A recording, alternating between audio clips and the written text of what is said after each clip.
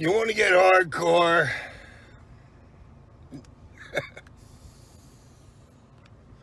You want to get extreme? Well, you could do both with this podcast. Circle of debate, baby. You want to be hardcore? You want to be extreme? Tune the fuck in.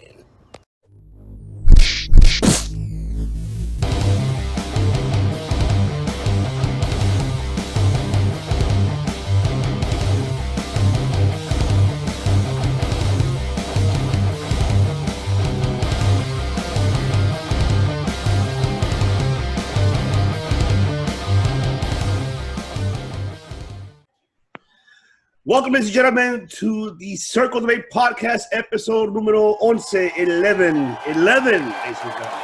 I'm your host, the Devious One, here alongside with my brothers, with my co-host, the hero of all heroes. He's everybody's hero, especially mine. He's their hero, ladies and gentlemen, the American hero, Mike Lopez. How's it going, everybody? Episode 11. Let's go. All right, and we got the killer of all killers. He's been killing y'all Twitters like there's no tomorrow, and he's been doing it all day and all night. ReputationKilla, Josh Bret Horton, ladies and gentlemen. Let's get it. Lots to talk about today, man. All right, and we also have two of our special guests this evening. We'll go ahead and introduce the studio of all studios. He likes to do a lot of studio stuff, Mr. MGC. Oh, this even has even more meaning to what we're about to talk about. All right. And we got also the messes of all messes. He is the mess himself. What a mess. Robert Estrada. Happening, man. Glad to be back. All right. I'm glad to be back, too. I'm looking forward to this. Gentlemen, there is a lot of wrestling going around. Oh, my God. All over the world. I'm loving it. First of all, I wanted to go ahead and say about also this UFC this past as well. That Mike obviously is a big fan, is a big MMA fan. So am I, but not as much as Mr. Hero. Just wanted to go say, Usman, you suck, bro. I'm tired of your catching bullshit wrestling, man. Sorry, I'm tired of it. Someone needs to beat his ass. I'm tired of Usman. Well, you're bored. That's why your ratings are so low, Mr. Usman. But anyways, moving on. Now, ladies and gentlemen, we obviously saw what happened this past Wednesday with, AEW Fight for the Fallen and obviously with NXT. But before we get into that, I want to go ahead and get into what happened in New Japan. The shocker of out of all shockers that nobody saw it coming, and this is why we love New Japan, ladies and gentlemen. When obviously we saw the finals of the New Japan Cup with Evo defeating Okada to win, the New Japan Cup. Then, obviously, he turned on Naito and on LIG to join the Bullet Club.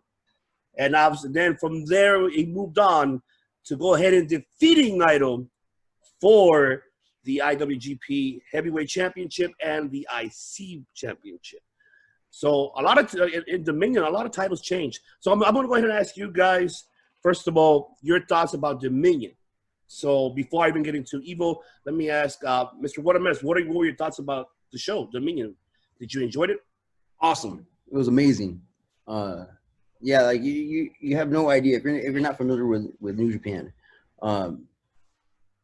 It's hard to explain. Like they had so many people on deck already. Like you couldn't pull it out of a hat. Like Evil was like on fire like 2 years ago, but like he doesn't like the way they book. Like you don't lose heat. Even if you don't win, even if Okada would have beat him, he's on fire because he was in the finals with Okada. Then going over Okada, wow. Yeah. And then for the churn, it's one thing to churn on somebody, but when you turn stable for a stable, like that's some like disrespectful type of shit, dude. Because these stables don't come and go. Like they've been there for like decades. Like it's been there for a while, and then they're like solid. Like they don't go nowhere. They don't churn each other. They just get bigger, but they're like a UFC, like a gym. So they have their own team, and it stays like that. And so when somebody turns for another, there's a lot of drama. But they don't, like I said, they don't do promos like in the United States. It's weird because like you don't need to speak the language to get what's going on. I absolutely agree. I agree. Fresh. It is fresh. Fresh. That was some fresh shit. Some fresh good shit. Yeah. Fresh good shit. What are you doing in great Japan? NXT. The steel of New Japan. Great signing. MGC, you enjoyed the show? So, like, there was a lot of great moments both on the undercard and the main events. One of the other events, one of the other big title changes was Ibushi and Tanahashi dropping the tag titles, heavyweight tag titles, to Zack Sabre Jr. and Taichi. Zack Sabre, he's very well established, catch as can style, king of submissions. I think one guy on commentary said he's like an octopus. If you punch him in the face, all you're doing is feeding your arms and legs to him, and he coils around you, and squeezes the life out of you. That's Zack Sabre Jr. And then Taichi, like if you watch a lot of those classic matches of of Tanahashi during his first early title wins, you'll see Taichi there as a young lion, walking Tanahashi to the ring. So he's getting built up, and his time has come. This title reign as tag team champion is making that tag team division a lot stronger, though. Yeah. Oh yeah, that was a surprise too. But yeah, Jack Sabre Jr. Oh, it's frustrating. My cousin points it out all the time because he hates him. Because there's no reason why anybody should ever lose to him. Look at him, there's no reason why I shouldn't fuck him up. Because he's he's good. He should fold. That's not gonna take much. Yeah, he can twist you up, but yeah, he shouldn't be alive with the people that he's faced. You know what I'm saying? He's like $120. Gain some weight. Fucking eat something, dude. Because he's so good, and it's so frustrating because that match was dope, and he dismantled that team. God. Oh man, he dismantled them. It was very decisive. That was embarrassing. It went a little bit too long though, man. But they was busting out the dragon screws all in that match. Oh yeah. That's the other thing though. They give them their time. See, because like you said, you see them as a young lion. They start off in the black trunks, nothing, and then they build themselves up, and you see it from the ground up. It takes a while before they get their own personality. Yeah, that's what I like about New Japan. It's kind of like the Hardy Boys when they was opening up the fucking doors for the King of the Ring, man. They should have kept doing some shit like that. Well, that one white kid, I forgot his name, from the LA Dojo. He was in the first match. He was in the first match. Gabriel Kidd. Yeah. After the match, if you notice, he's one of the on the outside of the ring. He don't stop working. No. He went from there to there, and he's the one that's taking fucking the punches on the sides. Yeah. He worked the whole night. So yeah, and it's cool because you see him you see a white boy. I was like, well, who's that dude? Because you're gonna see him come up like Jay White. Watching Jay White from the beginning, it's amazing to see how those stories get told from the beginning. And you're talking about year-long stories. They don't abandon them. The characters they build and build and build, and that's why it was so good. Oh yeah, definitely. It was. Gato is their main booker, and apparently he books 2 years in advance. So that's TV, everything. He booked that 2 years in advance, and then he any of the surprises that come up, he'll adjust. But that's why it was so good, because you could have easily had Sonata be the one that did it, because he was the one that won the last year's tournament. Yeah, and he's on fire. He almost beat he beat Okada last year in the tournament. He was that was a great match, by the way. That was a great match between Okada and Sonata. Oh my god. And it's funny because when you have Naito it was a year and a half ago. The whole thing about the double champion was he had a vision, and his vision was he was going to be the first one to do it. And then everybody was like, I'm going to be the first one to do it then. And his whole team, the whole squad was they were agreed that they were all going for it. But it was okay because, as long as one of us gets it, we're going to go get it. So that's what it was cool, because it's still competition based. Yeah. It's not all drama shit. They make it seem like it's a competition. It really is. That's why you keep score, and they have these tournaments, and it's long, drawn out. Matches will take longer, but nobody ever gets really buried there. No. But, I agree. I agree 100%. Man, even in losses, people, they look tough. I'll tell you how far it goes back. Suzuki Gun. Suzuki Gun is all right. So that's another faction. But years ago, if I'm not mistaken, they were banished from New Japan, the whole squad, and they sent them to Noah. I think, yeah. So they went in the whole squad. I mean, I'm talking about it was Dave Wade Smith Jr., Archer, and they all left the company for a year or two. Taka Michinoku and Taichi was there too. Yeah, and they went to Marufuji versus Suzuki. I remember that was one of the matches in Noah. Yeah, see, and they went over there, but it was understood that they were banished from New Japan, so they couldn't go back. So that's why they were there. But like, it was 2 separate promotions, and then after they came back and they invaded, and they stayed as their clique. So I mean, that's how far back these stories go. Yeah. And then you have these guys that like started with each other. They even had like Jay White, and then when what's his name? What was the guy's name with the Moxley was facing for the U.S. title? Juice Robinson. Yeah, they were both young lions at the same time. So you see them both come up at the same time. And if you're familiar with someone like Jake White's his career is storybook, like ridiculous. Yes. Like they are homegrown. If you could follow his career, I would suggest going back and watching everything because they set him up to be this like the prodigal son, and he's just beginning. He's not even 25. They have free stuff on New Japan World where you get to see like what Jay White and Juice Robinson are doing as young lions. Like they're cleaning, like they show the little room that they live in and the toilet where you can't open the door, or if you open or the door opens on the toilet or something like that. Yeah, man, they're serious about that stuff, man. It's the neck training. It'll show you too that if fucking people would just show a little patience, and then they wouldn't rush to like they had to have these shows done here for us. They butchered it, they were butchering it. New Japan took its time, and they waited because you have to have a crowd. You can't do it's not the same. Like the wrestling has been diminished without a crowd. It does not work. That's why they really started putting the sounds in, like that Orton match. They were trying to put back. Yeah, man. It's like I want to support wrestling, but this is not. It's not it. The Japanese really like. This is going to be like a blanket statement I'm making. And it's going to kind of sound like very pro Japan, but overall, if everything I've noticed from every sense of Japanese media is that they have a great attention to detail of doing like everything from music to animation to movies. Great attention to detail, just getting it right, just the small things whenever and especially it's the first 2 or 3 things that they make, so like even down to this like Evil's title run, like they showed what he looked like as somebody did a picture of all of his transformations. He's gone through like 5 different gimmicks. I'll tell you Evil gimmick. I'm not a fan of Evil. I am not. Sonata. Yeah, that team. Like I don't see the draw in Evil at all. No. Like he's on fire and he put on solid match. He's not a bad wrestler. I'm not saying that, but I'm just saying like it's not it for me. Like nothing about him. Like he looks like a fat Rob Van Dam. Like fucking. Like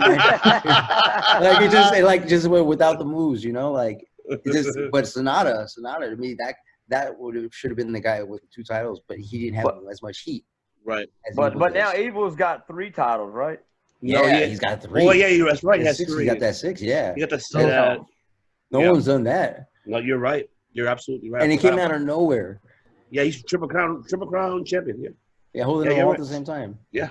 And obviously, by the way, ladies and gentlemen, New Japan became the first promotion to have live audience. It had third of the capacity at their stadium. I'm not sure what stadium in Japan.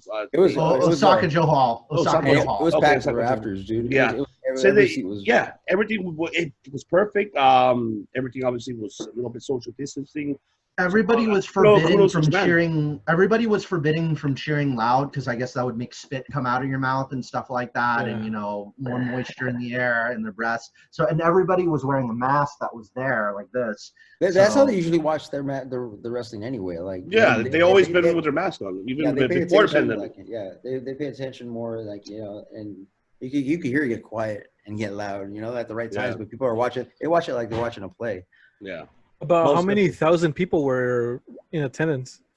I think it was under 10,000, somewhere around like 5,000. I watched another thing where they said it was around like it was under 10,000, and I think it's because Japan had such like everybody like really listens to those instructions, takes it seriously. Like even before any pandemic, it was like a regular thing to wear a mask on the train whenever you have a cold. So that it's kind of a part of everyday culture. So they got it under control like right away. Yeah, and then they can have their shit, but So they're reopening more quicker than we are. They started before us, and they're just now getting started. So they took more time. Mm-hmm. It wasn't fast. It was more of a, but that now they're able to do that, you know, and put the product out like so. You know, nobody lost. Oh yeah, because I mean, Japan was shut down since February, so Yeah, they were before us. And they got a lot of people that are stuck in other countries that can't make it over there. So the traveling restrictions. So everybody on deck was already set up so they could just, all right, you're gonna go here. And it wasn't like they had to like make somebody like pick like, okay, I'm gonna bring somebody up from another, you know, and then we have to build them up. They were all ready to go, and they did the switch, and it was amazing. And you know, and they had to pull the trigger on it. Yeah, they had to make that impact on the first one because I don't think they would have dropped the title. I don't think they would have taken it off Naito that fast. I think he would have held it for like a year. Yeah, I think it would have done that, but because of the situation, they had to because it had to be that shock. Yeah, it was boom, yeah, boom, it got evil over, man. It got evil over, but I thought it was like a shitty way to kind of But see, did you see how long it took Soto to come to the ring or whatever? Goddamn. He does that shit. He does that though. Oh my god. I love that. He does that. He'll take his time taking his stuff off. That's why he wears all that. Oh yeah. I thought the fucking Undertaker was slow. Goddamn. I love it though because he does it on purpose. Like they'll be getting mad, like hurry up, and he's like, tranquilo. I like that too, man. It's all Spanish. Yeah. You know, like it's crazy. Mr. Hero, did you catch at all anything of Dominion? Did you get the opportunity? No, yeah. You guys haven't seen it? No, I haven't. Not yet. It's been a crazy, hectic week, but I will soon. I seen the Show versus Shingo match, man. That was crazy as fuck. I believe that match was great. Late. I'm with you on that. I wanted to bring that up, and thank you for bringing it up. That's another build-up of a new guy. You know, I love it. They're making Show look so Show's strong. gonna have a good singles I run, love it. man. He's gonna have a good singles run. Yeah. Oh yeah. So I mean, I like you know, Show is gonna have a great single run. I'm with you 100% on that. I love Shingo. You know how that match was underrated, but it was great. And then obviously we saw after, you know, Shingo defeated Show. And then after that, we see El Desperado go ahead and take it away the never wait Open Championship away from. Where did that come from, right? Exactly. No one expected El Desperado. Wow. What, you know? Yeah. I'm agreeing with you a lot what you said, Rob. Like, yes, their booking is I think they had to change the script ever since the pandemic. I think they changed a lot of it. Yeah. And they took the opportunity to build now to have available these stars, they're able to push them. Like we saw Tai Chi and Zack Zombie Jr. winning the tag belts. Zack Sabre was supposed to face Moxley. That was the original plan. That was the original plan. But Moxley left and everything went to shit. Wow. And then so them being the tag team champions is going to help the division build up more. So I like that as well. Now I just want to get your thoughts. Obviously, you already said that Evil was not a good move for him to join a Bullet Club. But, I mean, is it or not? I liked it personally. I liked it personally. His new gimmick kind of works for him with the, you know, it's cool that he's trying out new things. But the main, I think, benefit through storyline is how it makes Naito look. Because I prefer a Renegade. Because another person talked about this. Renegade, Rebel, like underdog characters like Naito, like work better when they're the underdog, when they have to fight from underneath, when, you know, they're outnumbered and, you know, they're not dominant, you know, the anti-hero, Renegade, Rebel, you know, it's like if Naito's not the dominant one, that he's like fighting the bad guys. And, you know, it's better that there's less people in LIJ. That way it doesn't, you know, they're not powerful, you know. If LIJ was just 3 dudes even, I'd be okay with that, you know, or 4. Like you know, just because too many I wouldn't want him to be too powerful, and it's cool that he's, you know, he could fight again to get the title back later on down the line. Right. You know, where do y'all think, he always gets the last laugh. Where do y'all think Naito goes from here? That's a big question. Oh no, Naito. I mean, like, well, see, look at now. You have everybody in LIJ. Like you have possibilities to go a whole bunch of routes because you could have somebody churning from another one of these stables to join LIJ, or you're going to have somebody either filled in that spot, which is going to be a new incarnation of the whole group. You could even get a young lion in there. I'm thinking, you could one of that too. But you could also, I mean, it's not over yet though. Mm-hmm. Like what Sonata could turn.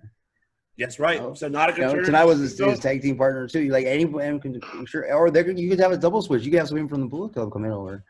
Any one of those factions, because if you have people switching right now, like teams like this, Yeah, it can cause a bunch of ruckus, you know, like, and they're all major players. Yeah. Roosh comes in.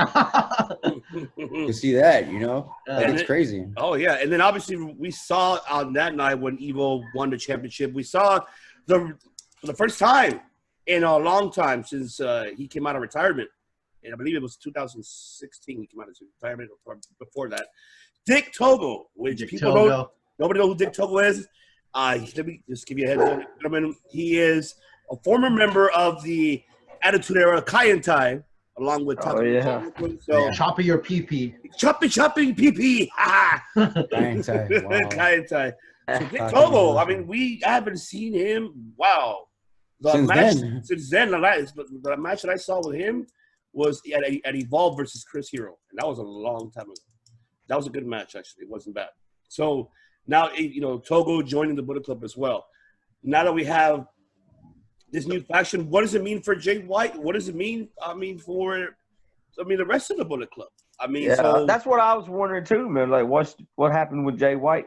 Yeah. Is allowed to come back. You got to also think, man. We haven't seen the incarnation of the NWO split. You have the red and white, or red and black, and the white and black. You know, you might have. I thought they were going to do that if the Elite wouldn't have left. Well, because you still have Jay White, who was the leader before, and then you still have the Tongans. And all of them, the original ones, the OGs, like they're not out there. So you still have them on deck. You have Luke Gallows and Anderson, who are supposed to have those contracts that they're going to be supposed to be able to go to New Japan and Impact. So you might have them come back, and you have, you know, who knows. That's true. They're going to be the big fish in the small pond in Impact, and then New Japan. They're going to, you know, spark up that tag team division again. So whatever, yeah, that's all. That's good. And I my prediction is you're going to see Carl Anderson go on a singles. Oh, I think so. Yeah, watch him in the G1. Watch. That'll be cool. That'll be good. Now, before one more last thing to include in New Japan. Obviously, after the match, you know, Hiromu came out, obviously challenged Evo for the belts. He told him, listen, either one of them, or, you know, doesn't matter. Obviously, we saw the post media conference after. You know, he wants to understand why is he doing this? Why did he turn his back on LIJ? And you see him going crazy in the ring like a ticking time bomb, that's his nickname. So, you know, what are you guys' thoughts about Hiromu moving up to the heavyweight now and actually challenging for the belt against Evo? Is it a good move or a bad move? So I'm going to go ahead and ask you, Mr. Watames, do you think it's a good move or a bad move for Hiromu Takahashi? Isn't he the junior heavyweight title? Yes, he is the junior heavyweight. Technically, he's not moving up. He still has that strap, right? Yes. Okay, so he's still a junior, regardless. Right. Okay. I think it's always good. I think it's a natural development with those guys. You'll see with like Will Ospreay, he did it. Usually it happens like that. Jushin Thunder Liger, he did it back when, you know, once they could conquer the juniors, they just keep moving up. Marty Scurll, he did it too. Yeah, I think it's just more like they just build up because they make sure that weight division is looked at as you're a bigger guy and this is a smaller guy. So it's more, you know, like they're in different divisions, and they you know, it's like an unspoken thing, like I'm not gonna wrestle that guy. He's not in my weight class, you know. So they make it more like it's a heavyweight, and you can see the distinction in it. So when somebody does move up, it's a really important thing. It's like, oh shit, you know, this guy, it's time to move up. Yeah. So that's cool. Okay. Yeah, MGC, what are your thoughts about Hiromu challenging? I really wouldn't mind if they separated the two titles again. I think because of one of the things I liked about New Japan is all the singles titles that are available. Because you have the U.S. title, you have the junior heavyweight title, you have the never open weight title, and then you have the heavyweight. So you have all those. You know, it's not really so much the belts; it's just the people challenging for them and the feuds that you could build around each of them, each of the storylines.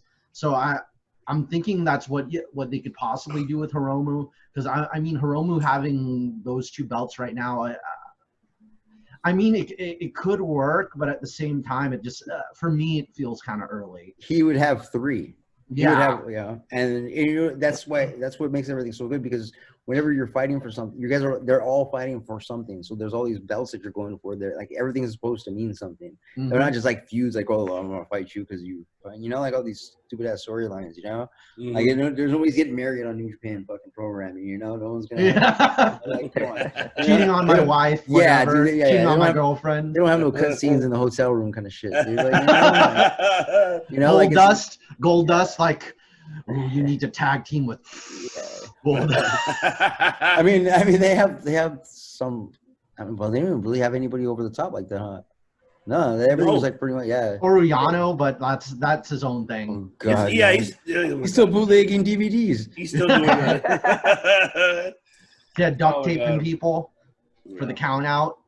He's hilarious. My God, I love it. But even him, like, he had a good showing at the G1 last year, remember? Oh, yeah. Yeah, he was pulled off a couple of the upsets, but he beat Moxley. Yeah, like he did all that. With and duct tape.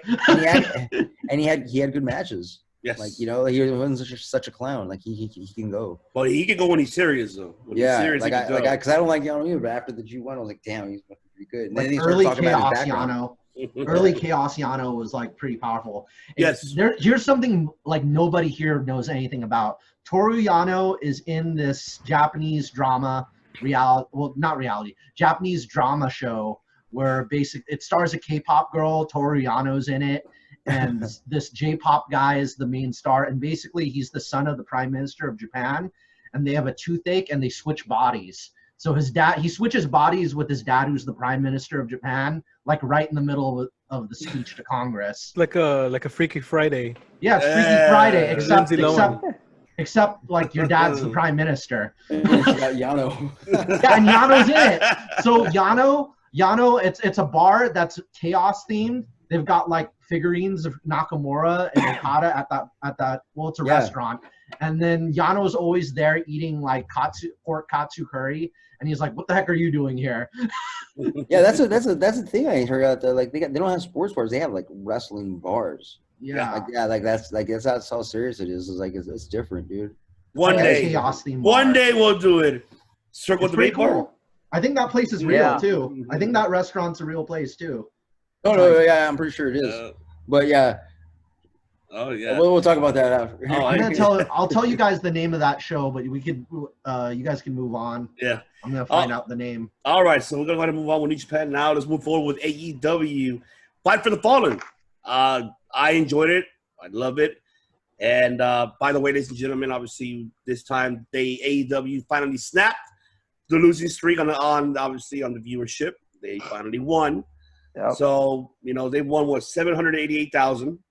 Obviously NXT ratings were 631,000. So that was a little big margin, big come up for AEW. It was a better show, man. It was a better show. So yeah, Mr. Kid, I'm gonna ask you, what are your thoughts about the show? Which one was the best one, and your number two? Your number one, number two, best match overall. Well, the best match overall, even though I didn't really like the fucking ending with was the main event, man. Was the main event Moxley and Cage.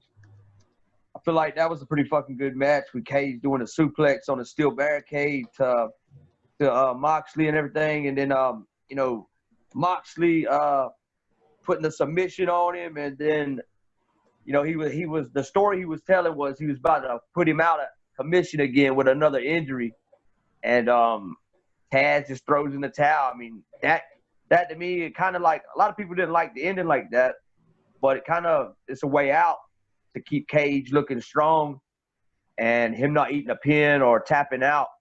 So, I mean, I guess it keeps him looking strong, and then we see him go on to feud with Darby Allin now. Yeah. And so which one was your number two? Would be that 6-man tag team match, man. Jurassic Express versus the Elite. I mean, that was did you see that fucking Canadian destroyer from the outside of the fucking ring? Oh my God. I loved it. I don't even like Marco Stunt, but damn, man, that was a fucking that makes me want to do a Canadian destroyer. Like most of us here are taller than Marco Stunt. I think we could do it. Yeah, but I saw that. It was amazing. But like they fucking caught him. Like it wasn't even like you can't land that move. Like they caught him. Like it was devastating. Like they just like all right. Like it was soft. It was soft, but like you didn't pile drive him. Like they caught them in the air, like like you can't like that move would fucking be nuts, But at the same time, it's like, I saw that the camera was right there. It's like nothing happened. Like, they did a flip and they caught him. Let that fool fall. Then, like, you're gonna do the move, because I mean, there was no effect. Like there was no it was just like, he did it. And, like nothing, dude. Like it was, like it was no. Yeah. I kind of wish it was somebody else that would have done it, man. I don't want to see anybody actually do it. I mean, that move would kill you. Like what the hell? Like, remember when they did it in the ring with the Bucks and they got off the ladder? That was insane. Like, you don't have to be on a fucking table. Like, come on, guys. That's Canadian Destroyer enough is enough. Like, it's just standing. Like, what the fuck? You gotta do it. Like, you gotta do this every other week. There's gotta be like they do some crazy ass moves sometimes like that. I'm like, dude, you're lucky they caught him, man. Tope suicida. Yeah, dude, that was too much. But like, it was unnecessary, and there was no reason to do it. Like there has to be like a reason to do it. Like you have to, like that was like no reason. Everybody was outside waiting to catch him. At least have the camera like pan away so you don't see how they landed. I saw it landed. They landed on their feet. Like, what the fuck? The main takeaway from that match, though, I'm pretty sure everybody caught it, is the tease of Kenny Omega turning heel. Just Kenny Omega beating on Marco Stunt and just being cruel, and we're just starting to see the return of the cleaner. Fuck Marco Stunt. That's another one. Man. He's a good singer. He's a good singer and guitarist. Man. Yeah, like, come on, though. Dude, like, first of all, he's going to be crippled by the time he's, like, in the next, 4 years. Like, all he is he's a rag doll. That's what it is. But, like, there's no reason why he should be going, 10, 15 minutes with Archer or some stupid shit like that. Like, this kid, he's going to go 2 hours with Lance Archer. Yeah, like, in a hardcore match. There's no underdog story with this one, dude. Like, he looks like he's, fucking 12.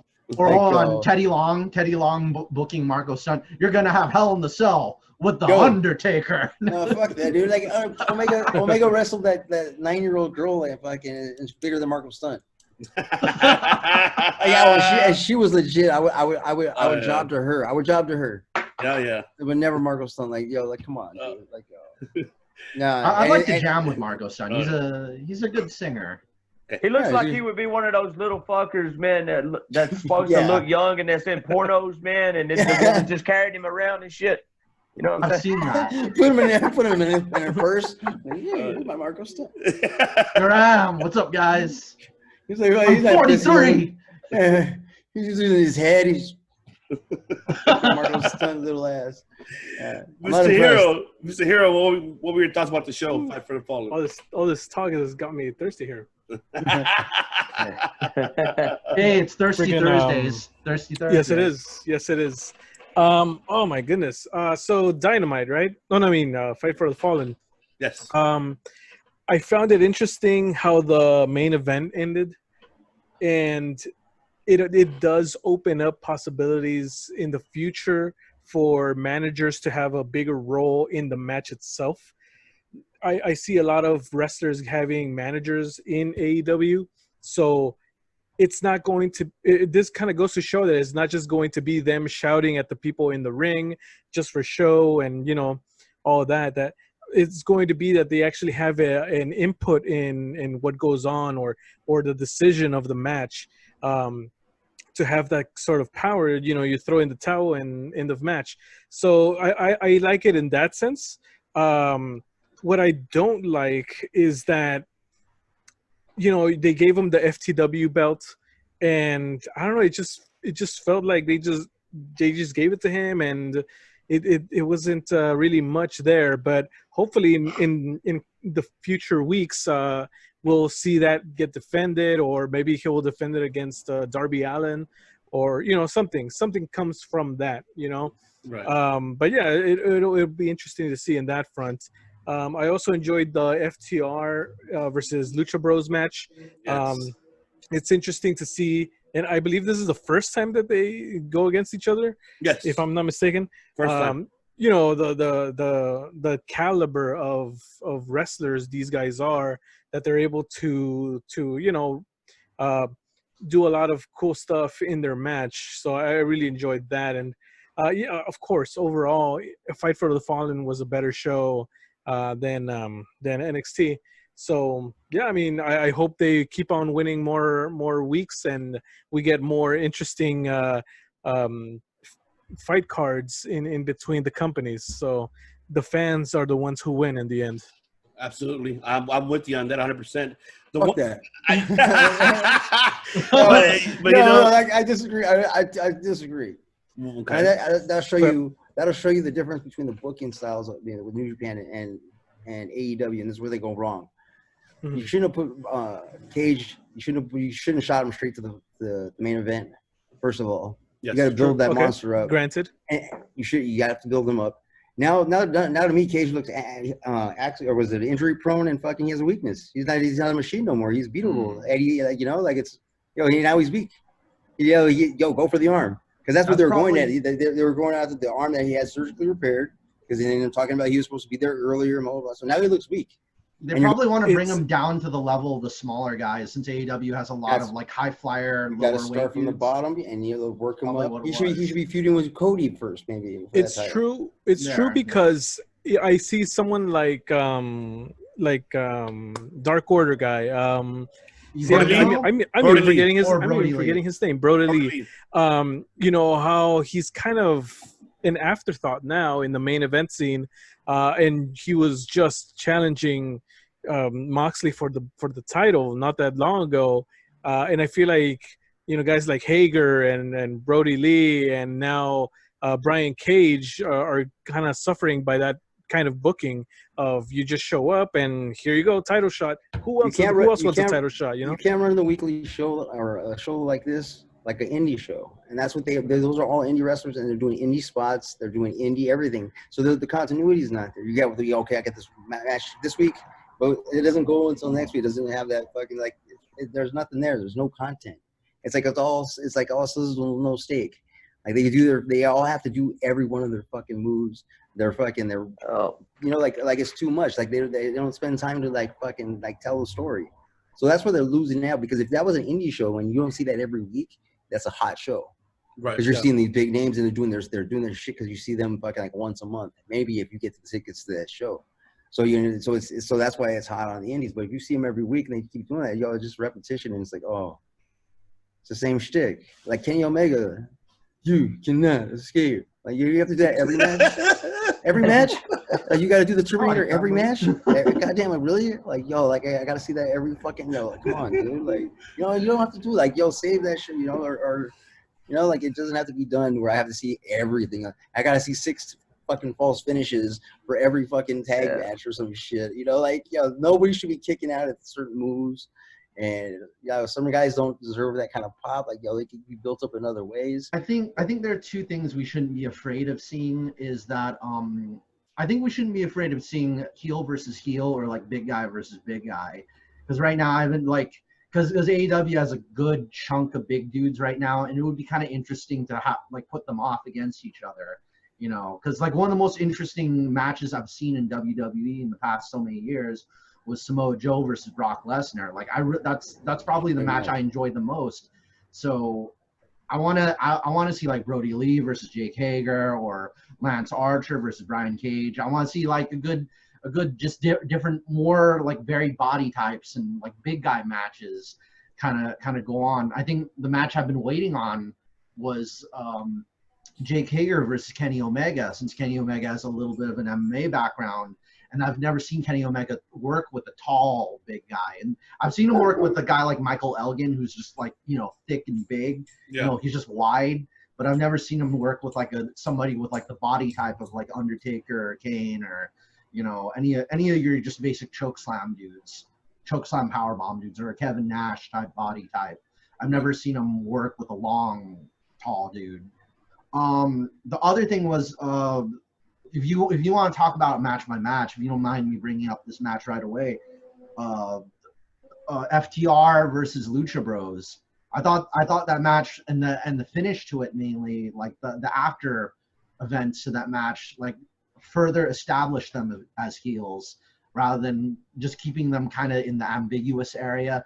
They'd be like renegade heels that are just not really fully aligned with all the other. Like you could be a heel and not be like friends with all the other heels, and then not be friends with all the baby faces either. They're just kind of like, we're the best. It's kind of like the Austin era when Austin versus when he barely started, with that gimmick, and then he was just a controversial, person. He wasn't either a heel or babyface. He didn't trust anybody. He just stunned. He just stunned everybody. He didn't give a shit. He stunned everybody. So I can see what you're talking about. Obviously, yeah, I see that with FTR definitely, and that's how they should be, to be honest. And obviously, by the way, anybody caught that move that was it Drax who did it? That suicide dive into a tornado DDT on Ray Phoenix. I don't know if you caught that. That's the first time I see FTR doing a high flight move that way. Yeah, hey, let's talk about that real quick. Those fucking hypocrites, dude, talking that shit. Talking about hey, they're like, first of all, like you should have came in, and the one thing that everybody wants to see and you couldn't hide was them versus the Bucks. That should have been number one because they were talking for all this a couple of years about that match happening. You come to AEW, that should have just been the off. But that's your feud. Mm-hmm. Now they're gonna have the friends, and you're like, come on now, like that should FTR should have came in his heels if that's what it was gonna be, and that should have been it. I guess they're really waiting for those crowds to come back for it, though. Yeah, that's what I'm saying. I think they're waiting for the crowds to come back. Yeah, but you're missing. Let's see them. Like in the meantime, if they ever come back, we have it like this. So you're missing all this good content with these matches that you're gonna already have seen, and it's just like, but we're gonna wait till like the crowd's there if they can. Well, here's how I think they're gonna book it though, because with what we saw at the end of that match, they poured the beer on Kenny Omega.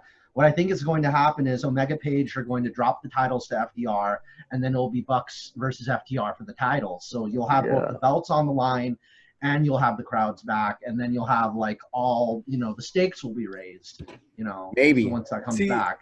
I think a good solution for this would have been the rankings. If FTR would have shown up, let's just imagine that Young Bucks would have gotten the AEW tag team titles. A good way for us, or a good excuse for us not to get that feud would be, well, FTR is not ranked number one, so they can't challenge the Young Bucks yet. So they have to work their way up, to get it. That way, we know that there's importance in the rankings and that they actually have to work their way up, Mortal Kombat style, to get to the Bucks. Fuck the titles. Yeah. Fuck they should fuck titles. They should have came in and be like, they were like, this is like we've been waiting. This is why we're here. Like everybody was waiting for this match. Like you can't hide and you can't act like you're gonna be friends in the meantime. If you're gonna go to a feud, if you're gonna feud, points of views on that, man. So if you guys can feud, they should be feuding with somebody so to get the matches out of it. Invest in that fucking story too. Because I mean, FTR versus Lucha Brothers. I mean, that's fucking pay-per-view match right there. Like, it was fucking ridiculous. Because you know what? Because that's another team that's in that mix when you talk about one of the best tag teams in the world. But like for them not to go straight for the Bucks, like that's why you're there. And then even whoever has the title, fucking that'd be just your side story, so you don't have to worry about that. These matches have importance regardless. This is about fucking bragging rights for real. And you have all the heat from like fucking years going back, fucking the Twitter back and forth and all the shit talking.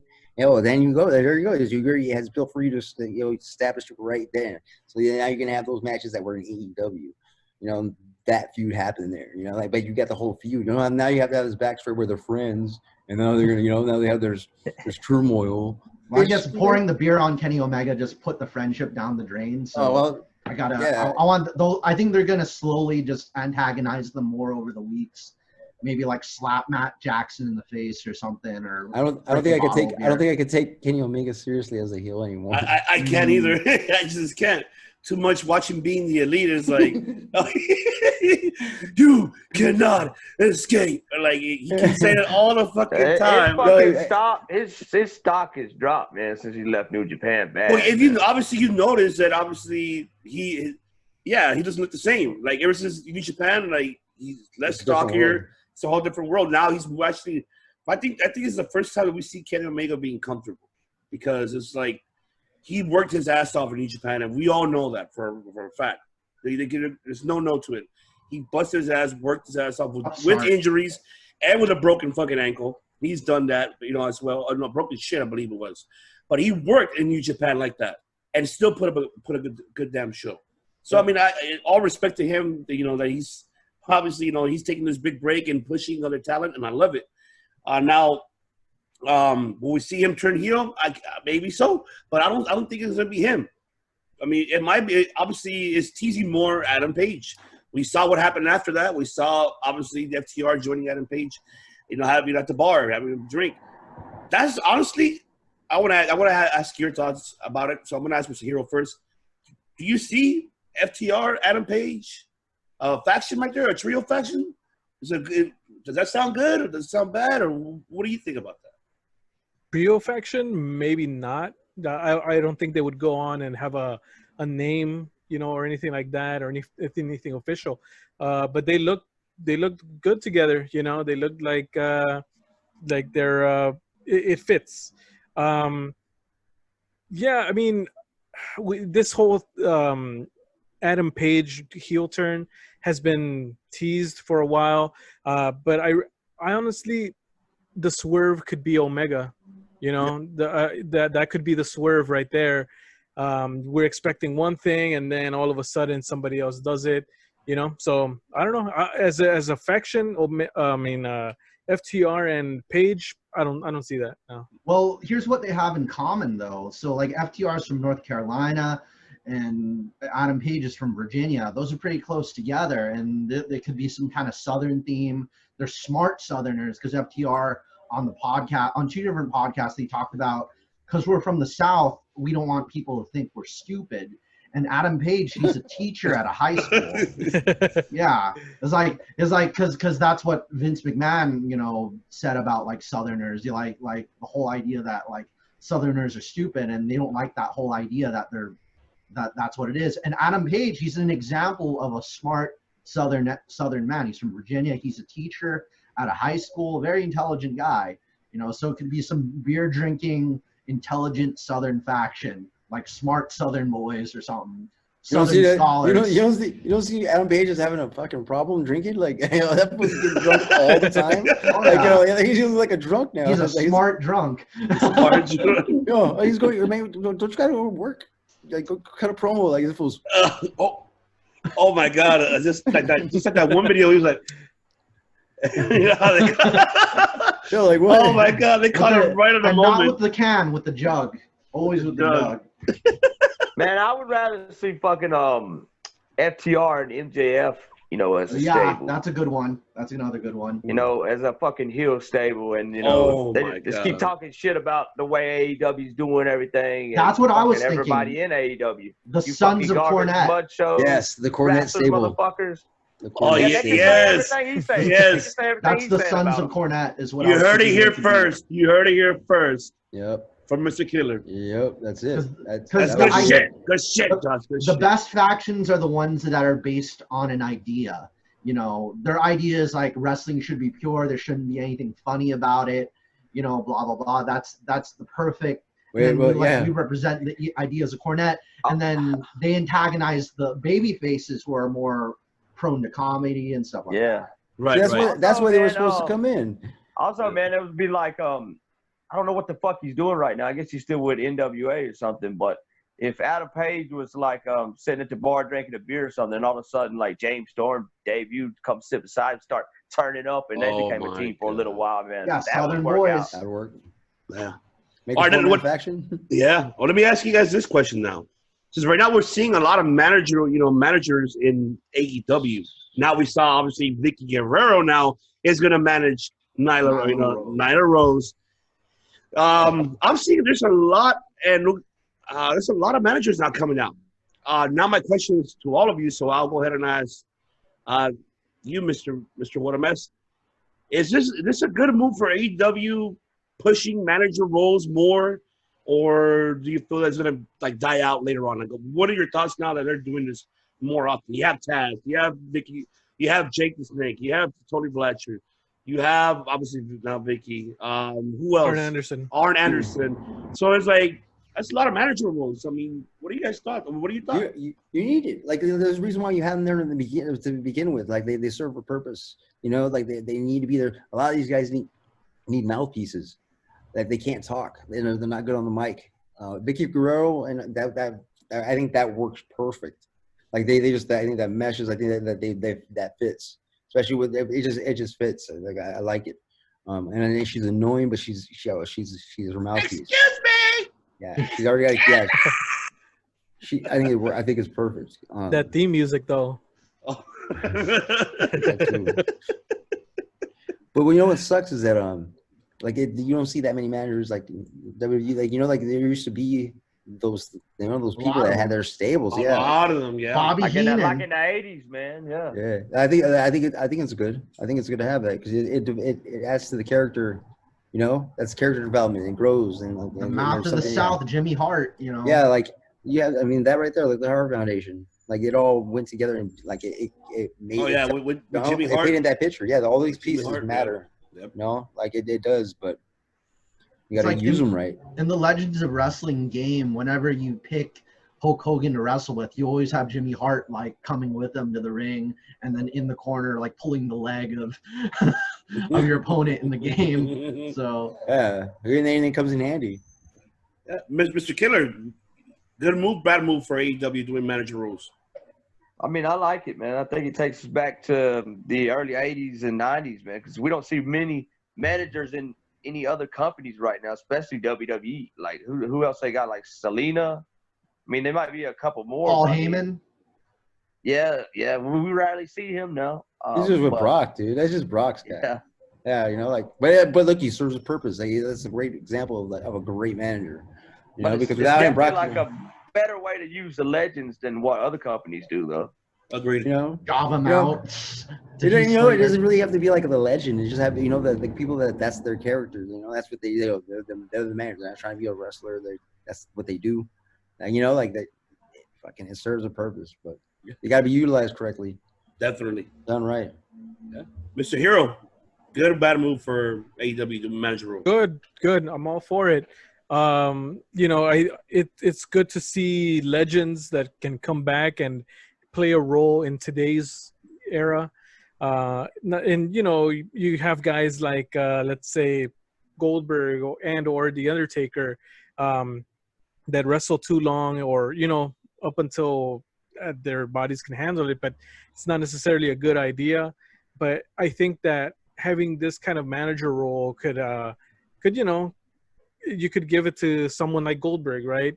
And like I was mentioning earlier, that with them, like with the whole Taz and Brian Cage thing, you know, he was able to stop the match. He had a say in the ending of the match. So it kind of opens up another option for booking, for if they want to, you know, do something other than a pinfall or submission or disqualification. Mm-hmm. You know, the manager, you know, could stop the match too. So, you know, we could maybe even down the line see a manager on purpose stopping the match because he's turning heel or something. You know, it opens up more stuff that you can do. So I'm all for it. And as far as Vicky Guerrero, you know, sure, she proved that she can be a good annoying heel. So yeah. So, you know, I'm all for it. So, yeah, bring it on. Yeah, you do that way too well, dude. I practice, man. I practice. You know, I'm at work. Excuse me, ma'am. Excuse me, ma'am. Well, moving on with AEW, actually now just two, obviously, pro wrestling news going around that it's been mentioned a lot. I'm not sure if you guys actually were familiar to seeing the pre-one, which was Conrad Thompson interviewing, obviously, Eric Bischoff and Tony Khan. You know, a preview about Fight for the Fallen. Very interesting. Both of them, that was the first time they both talked, Tony Khan and Eric Bischoff, and it was a great chemistry, good conversation. Now, Tony Khan mentioned in that interview as well that they are going to do a second show. So, because they have a contract with TNT for 4 years, that later on they're going to do a second show. Besides, they have AEW Dark and obviously Dynamite, but now they're going to add another show to it. Obviously, Eric gave him actually that advice. Like, if you're going to do that, just make sure there's obviously there's some sort of stability, and obviously everything is organized very well. And so Tony Khan took it as, obviously, thank you very much. So what I'm going to ask you, Mr. Killer, is this a good move for AEW to do a second show or a bad move for them doing it? Should they go forward to doing the second show, or they should not do it? I wouldn't do it right now. Mm-hmm. It seems like we need more time to see like all these feuds and stories building up on Dynamite. There's already too many fucking shows to fucking watch between all these companies, man. Another fucking show. I heard that was going to be the show. It was going to be Dynamite. Was going to be moving from the YouTube just to TV. No, AEW Dark is going to stay and YouTube. What really? they're planning to do is to make another show. A third show. Basically a third show. That's what they're going to do. If they do have it, man, they need to make it like stand out from Dynamite, some way to stand out. Don't be just like, Thunder was or some shit. Or SmackDown was before, when it was just like another episode of Raw, like, they all look like the same show to me now. Like it's just like one continuous long boring shit, dude. Like it's just the same. Like it's like relax with the third show. And what's screwing everything up is these TV deals. Like all this is under the TV deals because they're under pressure to get more content. But it's like, fuck, dude, let's go get great more hours of wrestling that I don't want to watch. Like it's not intriguing. It's nothing's like drawing me to it now. That's why the New Japan was such a good thing, because it showed you everything that it's still there. Yep. Otherwise, they don't got nothing going. It's like a mad scramble just to put something on TV. Vince is all happy because they get to go fucking CGI this weekend because they're gonna do another cinema match. Like, fuck. Yeah, and also, are they gonna fucking put like different wrestlers on this show? Because like Raw and SmackDown are supposed to have different rosters. We don't see the fucking same people we see on Dynamite and then see them again later on in the week. It's all the same shit now. It's like I see everybody else. It's ridiculous. It looks all the same to me. Yeah.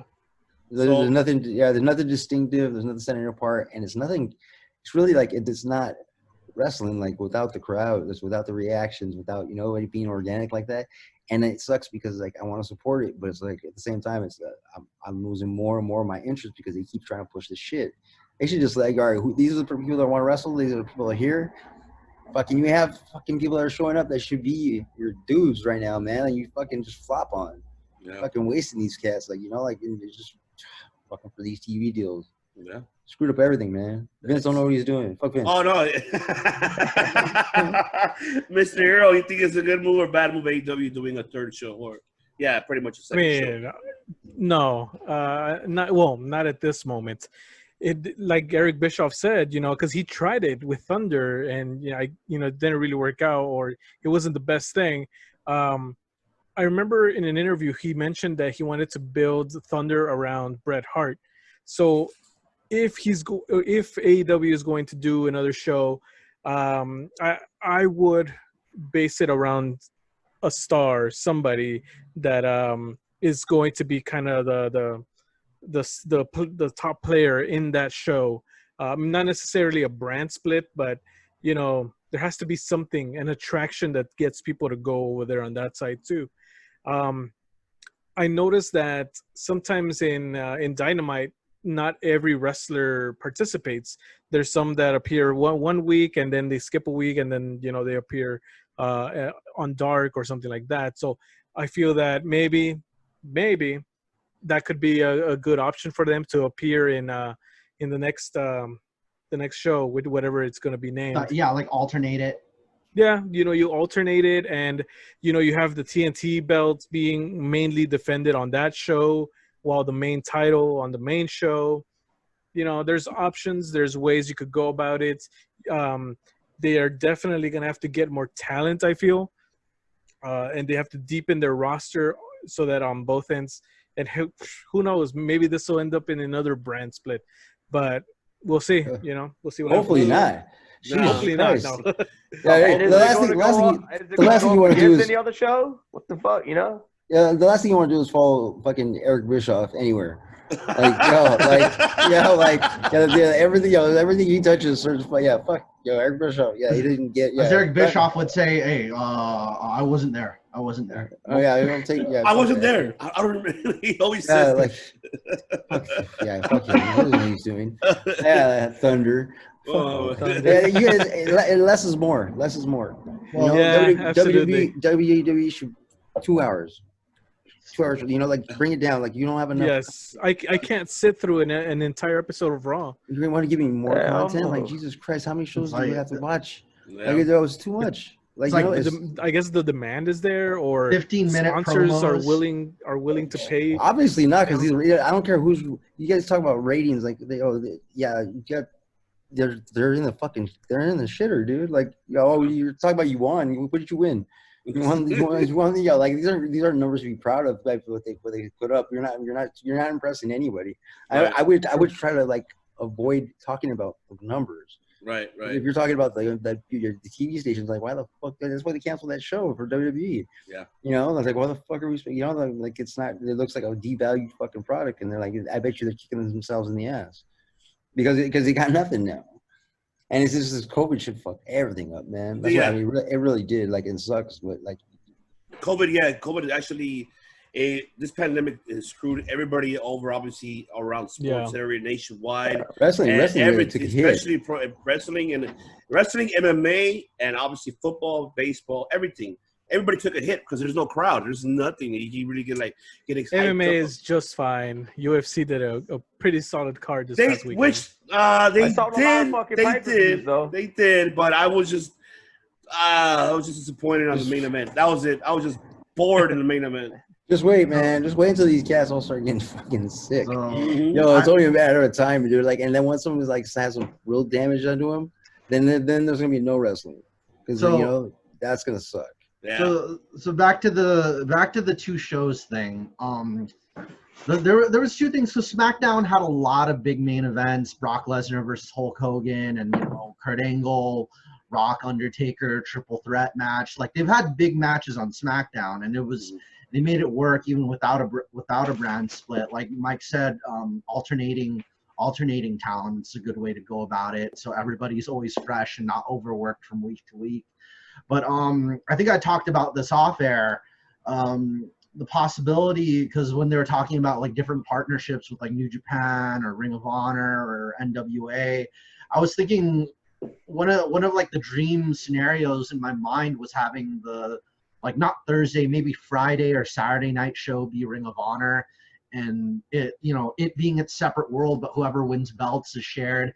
But now that there's a lot more titles, though, that kind of makes it, because now that we have the FTW title, and then we have the TNT title, and the women's title, tag team. So, and then Ring of Honor has their titles. So I'm thinking they could limit the titles that are defended on both shows. But if we could see like Ring of Honor Friday night and AEW Wednesday night, kind of thing going on, and maybe just the world titles kind of go storylines just kind of go between the shows, but just keep the other belts on their respective networks. So you mean like a crossover sort of thing?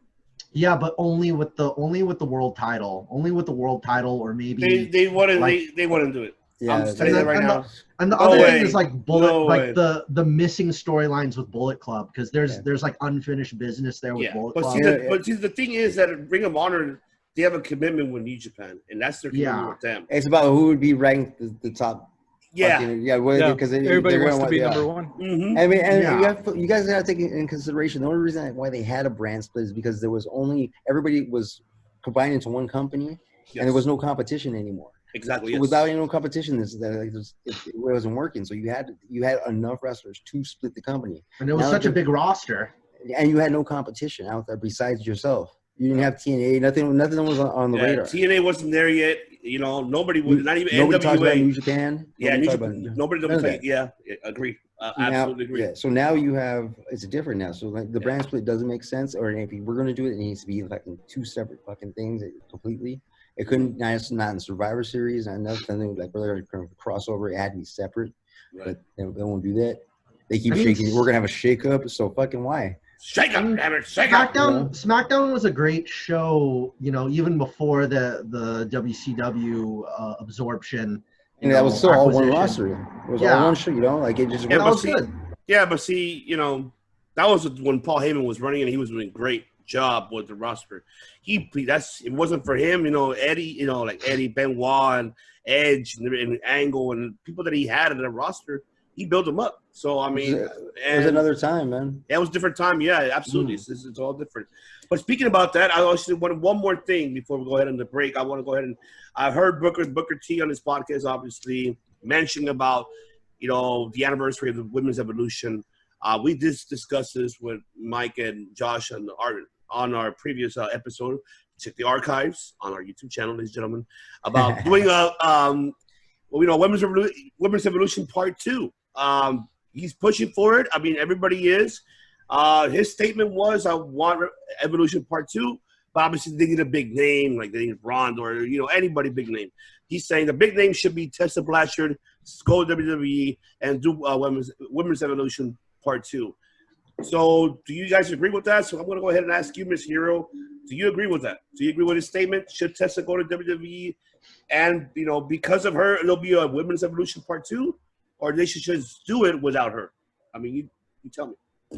I don't think that should be the sole reason why they bring her in, for just like a one show sort of thing. Listen, all credit to her. She was the Impact champion, world champion, but she was no Ronda Rousey as far as name goes. If they are looking for a name that the normal Joe Schmo knows, I don't think Tessa has reached that yet. No offense. Love you, Tessa. You're great.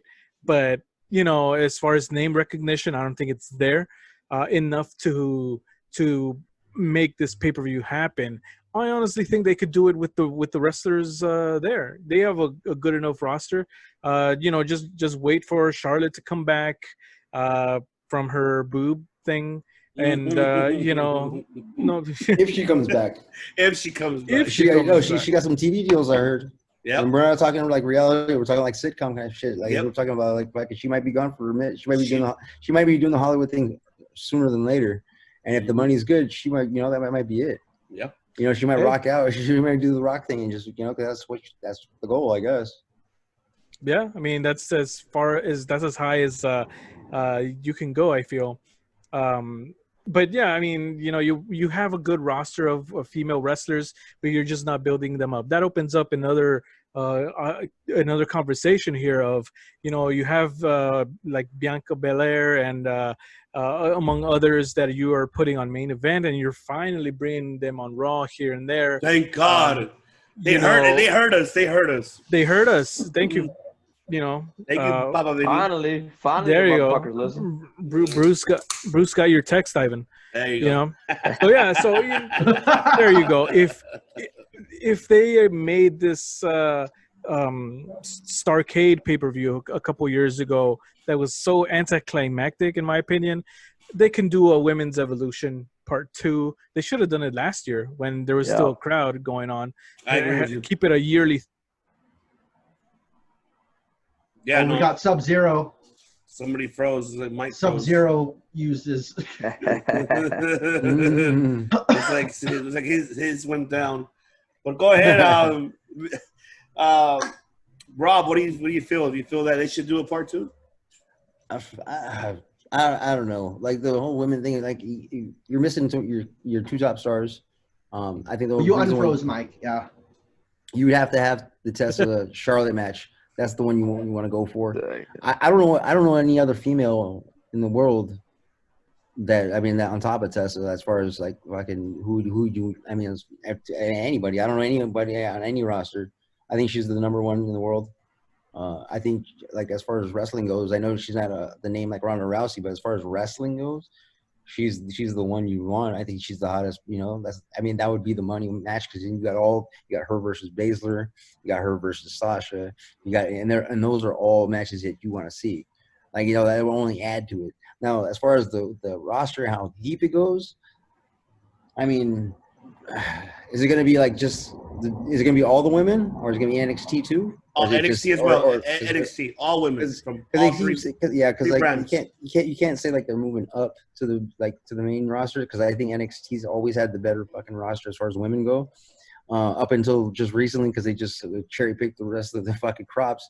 They fucking they took Bianca Belair. They took they took Baszler. everybody. Yeah, Baszler and everybody. We're still So waiting they on gotta- Chelsea Green. Yeah, Nothing they're building those up too. Like NXT is like that's the spot right there as far as they go. But I think they should wait. They gotta have one of those. They have to make sure you at least have Charlotte back, because Becky Lynch is going to be gone for at least a year, Probably more than that. maybe even more. If More if she even comes back, maybe she's just going to be do the mom thing. Mm-hmm. You know? Yeah, I agreed. I was mad at that whole thing too, because I thought it was her that was like she wasn't wanting to drop it to Baszler, and then she did the prank. Like I thought that was fucked up, because like you should hand Asuka anything. Asuka could be undefeated forever, and that'll be okay. Like she's legit. But Yes. but like the way it happened was like she should have dropped the title at Mania. But I guess she said that that's what she wanted to do, and they wouldn't let her do it. They just they went off Baszler. And I'm like, what the fuck's wrong with you guys, dude? Like that would have been the perfect story. Because now it just looks making Baszler look weak. Damn you, Bruce! Yeah, Convince Vince, damn it! dude. Fuck Bruce Pritchard. He's out of touch. Karaoke, really? Like, that. Who okayed that? He was probably my booking those God. fucking musical Cheers fucking segments back in the day too. The kids will love it. The kids Dude, will like, love it. Such yeah. good shit. Yeah, Bruce, dude. who booked this shit? Who Vince. booked this shit? I hope you Yeah. did, bro. How many Come times? on. It's hip. It's real Damn hip it, Bruce. stuff. Vince McMahon's like, it's real hip. It's real cool. We love it. Yo, he's not gonna be happy till Jeff Hardy kills himself, dude. Like, really? That Oh, dude's my like, yeah, that storyline is ridiculous. Yeah. And that they've done that before. They did it with CM Punk and Jeff Hardy, the same thing. Yes. And then it they is. remember when they did it to Jake the Snake, when Lawler had the fucking Jack Daniels, and it was supposed Oh, to yep. be and Jay Lawler. Oh no, used yeah, Wilkes. but remember when it was Jericho and CM Punk. Remember Jericho? There you go. That's the one where you cracked the bottle of Jack Daniels on CM Punk. With Jake and Lawler. Yeah. Oh my god, that's just. But Jeff was just like, yo, yeah, that was in October. It's like not even a year ago. No, it's been less than a year ago. Dude, yeah, Oh, dude, yeah. like that. Yeah, they're just mean. Oh, Like that's just mean booking, dude. Like what the fuck? it's horrible. Yeah, and then they're gonna bury him. Watch the end. Oh yeah, they're gonna get Yeah. buried. He's gonna They pay got for the shovel. fucking the fact that Matt Hardy went to AEW. I know they always say it's business, and they always say but Yeah. everything in the WWE is personal. There's always personal. Every business decision they make is personal. It's personal to Vince. It's what Vince. Yeah, Vince, It's He's good up there. shit. Damn, it's good shit. It's good shit. We gotta have that storyline again. They don't love it. cry. Get it again. Yeah, you have to cry for him to get off. Fucking Vince is a sick fucking character, dude. Oh, He makes yeah. sure he pays everybody fucking back, man. And if he can't pay them back, he'll pay their fucking families back, bro. Oh yeah. It was. Yeah, I don't know, man. I mean, we're waiting to see. I mean, right now, in regards to the women's division, we'll see. I mean, Evolution Part 2. I don't know. I mean, I want them to do it because I want the stars. The roster they have have a lot of potential, man. They have a lot of potential. They could do with a lot of things. I wouldn't do it until you got a crowd, at least. Agreed. I agree with that. But at least the one thing that they have the time, the opportunity, though, is to at least push these other stars. That look what happened already. We discussed about this already. What happened with Liv Morgan? That shit went to trash. Now we just saw Ruby Riott teaming up with Bianca. Finally, we see her back on Raw. We see Shayna back on Raw. So, I mean, there's a lot of potential. We haven't seen Chelsea yet. I still want to see her. There's a all lot. the heat. Tessa kind of still has the heat with all the accusations with her still going on. With Ricochet? Oh, well, it's just in general, like everything that was built up. Everybody hates her ass. So yeah. It's because of her age and her attitude. I heard of that. She's supposed to be a racist. Yeah, she's racist, and I don't know. So I mean, but I don't see her going to WWE, and I don't think I think she'll go to AEW. I think she'd be better off there. It's whoever gets She along can better, build- whichever division. locker room. Well, likes more. her dad's there. Yeah, her dad's there. They yeah. need her more. They need her more there too, man. She would be like the main fucking star right there. Yeah. She'd be the like who yeah, but like nah, if you want to make that money, if you want to do something like I would go to WWE for her because that's where Maybe she has less heat there. That's just what I'm thinking. It's whichever locker room has less people who hate her. No. All the people at AEW, those girls will benefit because they're going to wrestle Tessa. Yes. Tessa's going to have to come down to their rankings because she's bigger than them. Yes. She goes to WWE, then she's having to face and go up that mountain. Now your money. Then you can go to AEW if you want after that. But right now, I would get the matches with Asuka. I would get the matches with if I could Ripley or whatever, all that. But when she went to Impact though, she wasn't really that big of a name, and she was she was working with everybody, but she fucking got built up to where she's at. So maybe she could do that for AEW. But I think she would be nothing but an asset. I mean, like in AEW, she would be. But I think like as far as if I was her, as for what's going to be best for me in that position is to get to WWE right now to get those matches. I have a question for everybody here. Do you guys know who Maki Ito is? Maki Ito. She's not in Stardom. She's part of a Joshi league, but she's kind of stirring the pot big time over in Japan, and she's almost like a MJF, but a little bit more vulgar. Except, like, imagine MJF as a Japanese girl with red hair that just cusses all the time. That's weird. Yeah. That's who Maki Ito is, and I think she would be like whoever gets her into the U.S.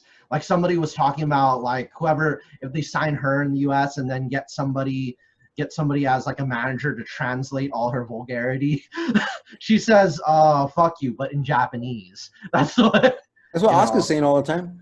That's what I heard is that when she's screaming, like usually she's cussing somebody out. Like it's supposed to be really hilarious, but I mean that's what I've heard. Like yeah. Like Cornette said that the Kabuki Warriors were like James Bond villains. Like, oh my god, that's what it is. If they could measure, they could have all three of those girls like in a faction. with you. Oh, that would be great. That'd be solid. That'd be great. That'd be a solid fucking. If you guys missed the Lucha Underground with I see them. But they had versus Pentagon. Or you had who else was it? It was Io.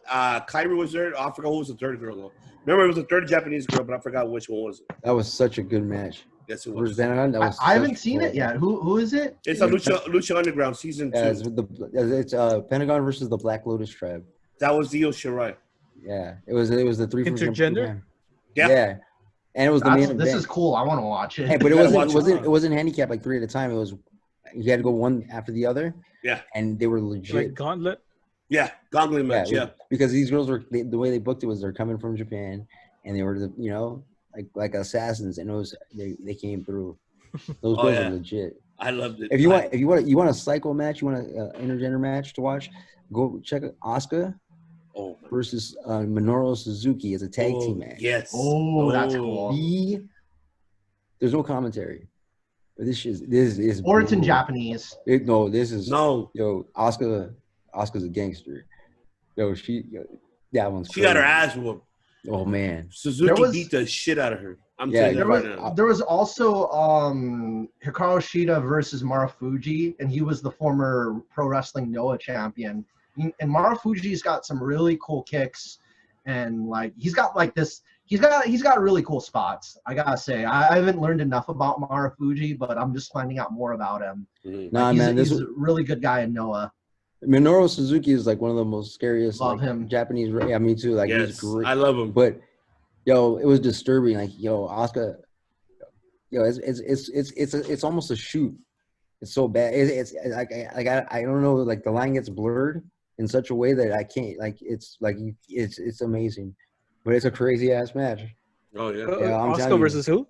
It's Asuka versus Minoru Suzuki. But it's a tag team match. Yeah, it's a tag team match. Yeah, You gotta watch You'll it. find it. I think it's the only match. It's on YouTube. It's on YouTube. Yeah. I'll forward it. Yeah. But anyways, ladies and gentlemen, we're going to take a quick break. So when we come back, we're going to go ahead and discuss about a little bit of NXT highlights and also discuss about, upcoming, obviously tomorrow, which will be Saturday, which will be for Impact Slammiversary, the card, and also Sunday with Extreme Rules Horror Show. So we'll be right back. We're going to hear from the captain himself, Mr. Captain AM. Take it away, Captain. Fuck about anybody here. I don't give a shit about. God damn it! What the fuck, man? The fuck? Ramen? What the hell's the shit? I'm sorry, sir. Fuck! It's Jesus Christ! God damn it! It's Let's get out of here. Get the fuck out of here.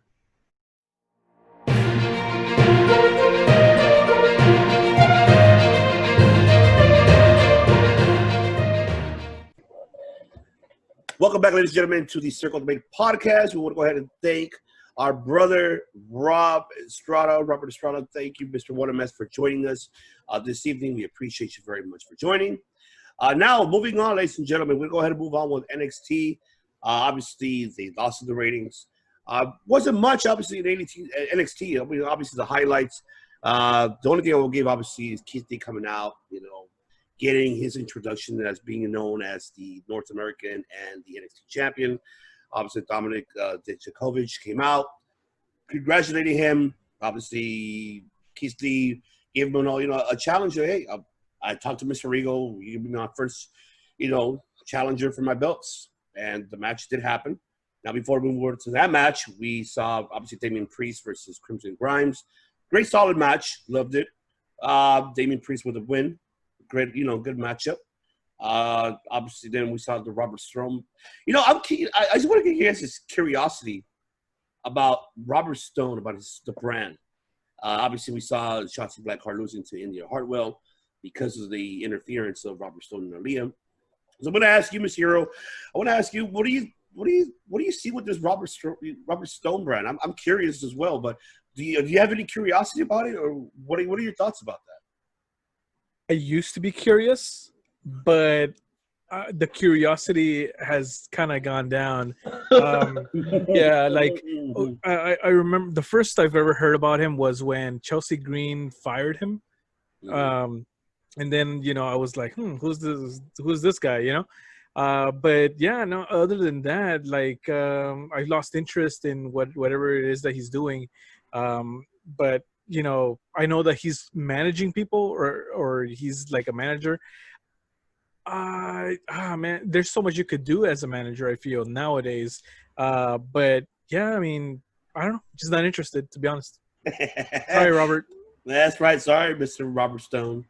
Mr. Killer, what are your thoughts about that brand? Do you feel like he could do something with it? It fucking sucks, man. They need to get rid of it because it's terrible, bro. It's terrible. I remember him from fucking Impact, man, when he was Robbie E. And motherfucker was entertaining as fuck. They need to bring him back and let him do that, whether he be a jobber or that or whatever. Either way, it's still going to be more entertaining than what they're doing with him now. I mean, I'd rather see him as a jobber, as what he like the same gimmick that he used to do in Impact, or maybe something kind of similar to it. Either way, I'd rather see him do something like that than this stupid brand shit where he's managing somebody or something. Nah, it's not working. Not working. MGC, what do you feel about that, Robert Strowman? I could, it's like your usual like annoying like heel, manager type of thing. I mean, Bob, we've had it from Bobby Heenan until now. So, I mean, I remember Rico like back in the day in Raw, like Rico Constantino. Oh my God, Rico with Chuck and Billy. You are so good to me. It's basically he's like if Rico was more like modern and more trendy, basically. But I really, we haven't talked about Shotzi because it's a special thing because I'm Filipino, and whenever I see other Filipino wrestlers, especially like Shotzi, I've dyed my hair a lot of different colors. She's got the green hair, she's got the tank, she's got the helmet and the heavy metal music. it's fun seeing her come out to the ring, but she doesn't keep it interesting for me yet. Like, I haven't gotten to know her finishers or some of her other moves in the match. So, I gotta just see some more memorable moments from Shotzi other than just the entrance and the gimmick. Because the gimmick's cool, but I want to see more. Okay, definitely. So moving on with that, obviously we saw Io Shirai versus Tegan Nox, which, by the way, Tegan Nox went out publicly saying that she's lesbian, which is good. I mean, it's a good thing. I'm happy for her that she came out publicly, and Pride. I'm proud of you. Hey, Pride. we're with you. We're with Just in you. time for Pride. We're with you. And it was a great match. Actually, it was good. I enjoyed it, and obviously we saw Dakota Kai out of nowhere. Bam! That looked horrible how she kicked the shit out of Io Shirai when she was leaving. So I'm going to ask you, Mr. Hero, your thoughts about that match. And where do you see Io now going now with this belt now that she has it? Who should be obviously we see Dakota, but who else should be challenging her besides Dakota Kai? You know what? Anybody that is not from the main roster. Anybody. It's NXT has their own wrestlers, their own stars now. They have a good enough women's division that she could, go on in different ways. Has she feuded with Candice LeRae yet? Has that happened? Yeah, before, yes. Yeah. When she was Yes. when Candice was a babyface, and then that's when Io turned heel for the first time. Okay, well, that she came into mind first, but definitely, I mean, put her in with any other of the NXT women. Let's see how that goes. I'm all for it. Mr. Killer, your thoughts? Oh man, I'm with Mike on that one, man. Basically, like the same, man. First came to my mind was Candice LeRae, like. But if she was gonna feud with her again, like maybe it's time. It would be time for to put the title on her. So I don't know. Maybe they need to bring in somebody else for that feud. But I'm trying to think, man, of their roster. Like I can't think right now. But I mean, okay, they still have Rhea. She could do it again with Rhea. They Yeah. have they have Mercedes Martinez. Obviously Mia Yim. Who else do they have? Jaya Lee. Yeah, they could do it. Oh yeah, Xia Li, that would be a great match too. I would like to see her get a push for once because she deserves that push. Even India Hartwell, Shotzi Blackheart. Yeah. Yeah, they all just don't seem like they're on that level. Like I don't know. But I feel I feel like some of those feuds would elevate the NXT Women's title and Io Shirai, kind of give her some feuds to lead up to a bigger feud. I agree. Yeah, it makes sense. I agree. You'd build up the other girls too, especially since they can't just be like jobbers in the undercard. They gotta have their chance to shine, and then you build them up over time. Other than like Jaya Lee, Mia Yim, I mean, we have our baby faces, we have our heels in there. Jaya Lee, there's a lot of people with interesting gimmicks and interesting things you can do. So it's yeah, I don't see Iho having like a long Oscar like title reign though, or Shayna Baszler like title reign. I don't really see it. I see it because like there isn't. There isn't enough. There has to be someone that could push it. I feel like the one who could dethrone her at the end will have to be Mia Yim, because I believe that makes sense. It will have to be Mia Yim because she, if you notice, they use her a lot. She's been on more TV time. I like her feud with Candice, and I love how that street fight was great that we saw at the American Bash. Awesome. She could they could push her to another level more and more and more. And She could talk. Yeah. It's just like how I watch our archives, ladies and gentlemen, on our YouTube channel.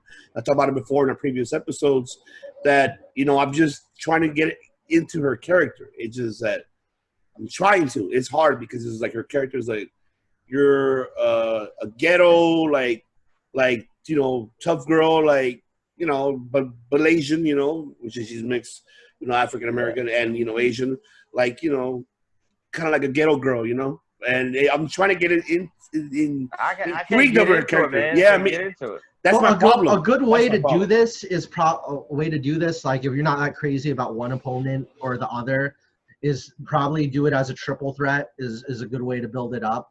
Maybe just have her in there with Xia Li, kind of to mix it up more. Xia Li and Mia Yim versus Io Shirai in a triple threat. Maybe throw in a stipulation in there. Yeah. Yeah. I mean, that'd be great too to see, but I'd rather see a one-on-one. I'd rather see Mia Yim take it. But I think that should be like a takeover Survivor Series, or maybe by the Royal Rumble time, maybe. But just still give the time with the belt. She deserves it. She's been there for the longest. I was waiting for her to go ahead and move to the main roster, which I'm glad that she didn't go. But in a way, I do, because I want to see her and Asuka one-on-one. That's what I want to see. Yeah. But I mean, we'll see that hopefully later on. You never know. You never know. So moving on with that, ladies and gentlemen, now we're going to move on with Keith Lee defeating, obviously, Dominic Dijakovic. And obviously we saw Scarlett coming out, with a bag. And it was the time clock that was just shattered and just threw right there, and Keith Lee just looking at it. And obviously the post interviews, we saw Karrion Kross attack, Dominic Dijakovic. TikTok. Like, I mean, do you guys feel like it's too soon? So I'm going to ask you, Mr. Killer, do you feel like it's too soon for Karrion Kross to get the title shot? Or should they just build him up, keep having him how they're doing it right now, with over dethroning everybody else on the roster until he reaches Keith Lee? What do you think? What are your thoughts about this? Do you think it's too soon, or? I don't think it's too soon, man. This is fucking the guy that was known as fucking Killer Kross, man. This is motherfucking Mr. fucking Doomsday right here, man. He needs to come in straight out of the fucking gate and go for fucking gold, like how they fucking did Brock when he first came in. Fucking do it, Fucking let him. I don't know what this is gonna do for Keith Lee. I mean, he just fucking won the title, but I don't know if this means he's gonna be challenged for the world title or the North American title. But if it's the North American title, I mean, I can see him taking that because Keith Lee's already held that a while. So, I mean, that could be a way out of that and have him just beat him for that. And then later on, bring him back and let him beat Keith Lee also for the world title. Mr. Hero, what are your thoughts? Yeah, I think the North American title would be the better option, booking-wise. You have Keith Lee, who took the title, the NXT championship, away from the longest reigning champion ever, and then you're gonna turn around and have him lose to somebody who just arrived. I don't think that would be a good booking decision. So have him win the North American title first, and bring that title up, make that more prestigious through Karrion Kross, and while Keith Lee is still NXT champion, and then later on have him win the NXT championship. I think that's the best way to go. And Keith Lee doesn't even have to lose the fucking North American title clean to Kross. Like somebody like Adam Cole, if they're gonna do that rematch, he could come out and cost him it. Or if Adam Cole and Keith Lee's gonna do the rematch for the world title, Adam Cole could cost him the North American title, or whoever he's gonna feud with next with the world title, they could cost him that title, the North American title. So I mean, there's lots of ways to do it. Mm-hmm. MGC, what are your thoughts? So I haven't seen that much of Killer or Karrion Kross. I don't. He wasn't on this episode because I don't really have a lot to add when it comes to that. But I think Dexter Lumis is interesting, and we haven't talked about it. I know we haven't talked about it yet. Okay, go ahead. Okay, wait a minute. I was just saying, what the fuck? Are you saying that Dexter Lumis is more interesting than Karrion Kross? No, I haven't seen that much of him. That's just all. I don't really. You're gonna be surprised when you won't be saying that when you do see more of him, man. I do. I want to see more of him. I haven't seen a whole lot of them. It's in the top 5, man. It pissed me off today, man. Don't do this. Yeah, no. No, I'm not saying he's better. It's just that because since I don't think we're gonna talk about him, I'm just thinking because I saw him before in NWA. That's all I'm saying. Is what I saw. Because I remember when he was in the NWA the NWA anniversary show. So, and that was like the previous week because I wasn't on that review. Yeah, but Yeah. This wasn't for the. Yeah, I don't have a lot to add. I don't think he's. Yeah, I don't think he's uninteresting. I just haven't seen that much of him. You need to see a lot of him. Yeah. You gotta go back to definitely. to his Impact days. I seen him in bar wrestling in person. I seen him, so he's a phenomenal character. He's a phenomenal wrestler. I gotta get educated on my Carrion. You'll see him a lot one day because I could picture him in a feud with Orton or some shit like that. Oh my God, There you go. he will be great in the main roster, but Or could I you hope imagine not yet, Orton not as yet. Tag team champions, man, one day. Wow. that would be something interesting. That would be interesting. But let's go ahead and move on, ladies and gentlemen. So let's go ahead and move on with basically basically tomorrow, which will be Impact Slammiversary, which will be on pay-per-view. And I'm going to go ahead and name, obviously it's going to be interesting because obviously there's a lot of rumor in your windows that we're going to have 2 debuts. So I'll go ahead and actually mention the card, which I think will be the debut. So obviously we're going to have the Rascals doing an open challenge, the tag, So the Rascals are doing open challenge. That means we're going to see Carl Anderson and Luke Gallows, the Good Brothers. They're going to debut on Slammiversary. That's a given fact. We already know they're confirmed. They're already signed. They're already signed with Impact, and they're going to be and they have those. How Rob said it earlier before we went to break. He said, yeah, they do have that contractual obligations with Impact and with New Japan, which they're working on that, which is going to happen. So we already see them already debuting tomorrow. And then we have obviously the Knockouts Gauntlet match. The winner of that will face, the Knockouts Women's Champion, which is Rosemary and Tyle Valkyrie, Connie Ray, Sue Young, Chris Hogan, Havoc, so many. So that's one of them right there. And then we have the X Division Championship, Willie Mack versus Chris Bay. Now, keep in mind, ladies and gentlemen, Willie Mack is a South Central boy from South Central. I love a guy. I love him to death. Seen him in bar wrestling. I'm proud of his success. I'm Former glad. NWA U.S. national champion. Yes, Yeah. Former NWA U.S. national champion. Signed with Impact. He had to jump the belt for that reason. So, a good native South Central. And, hey, Willie Mack, I got your back.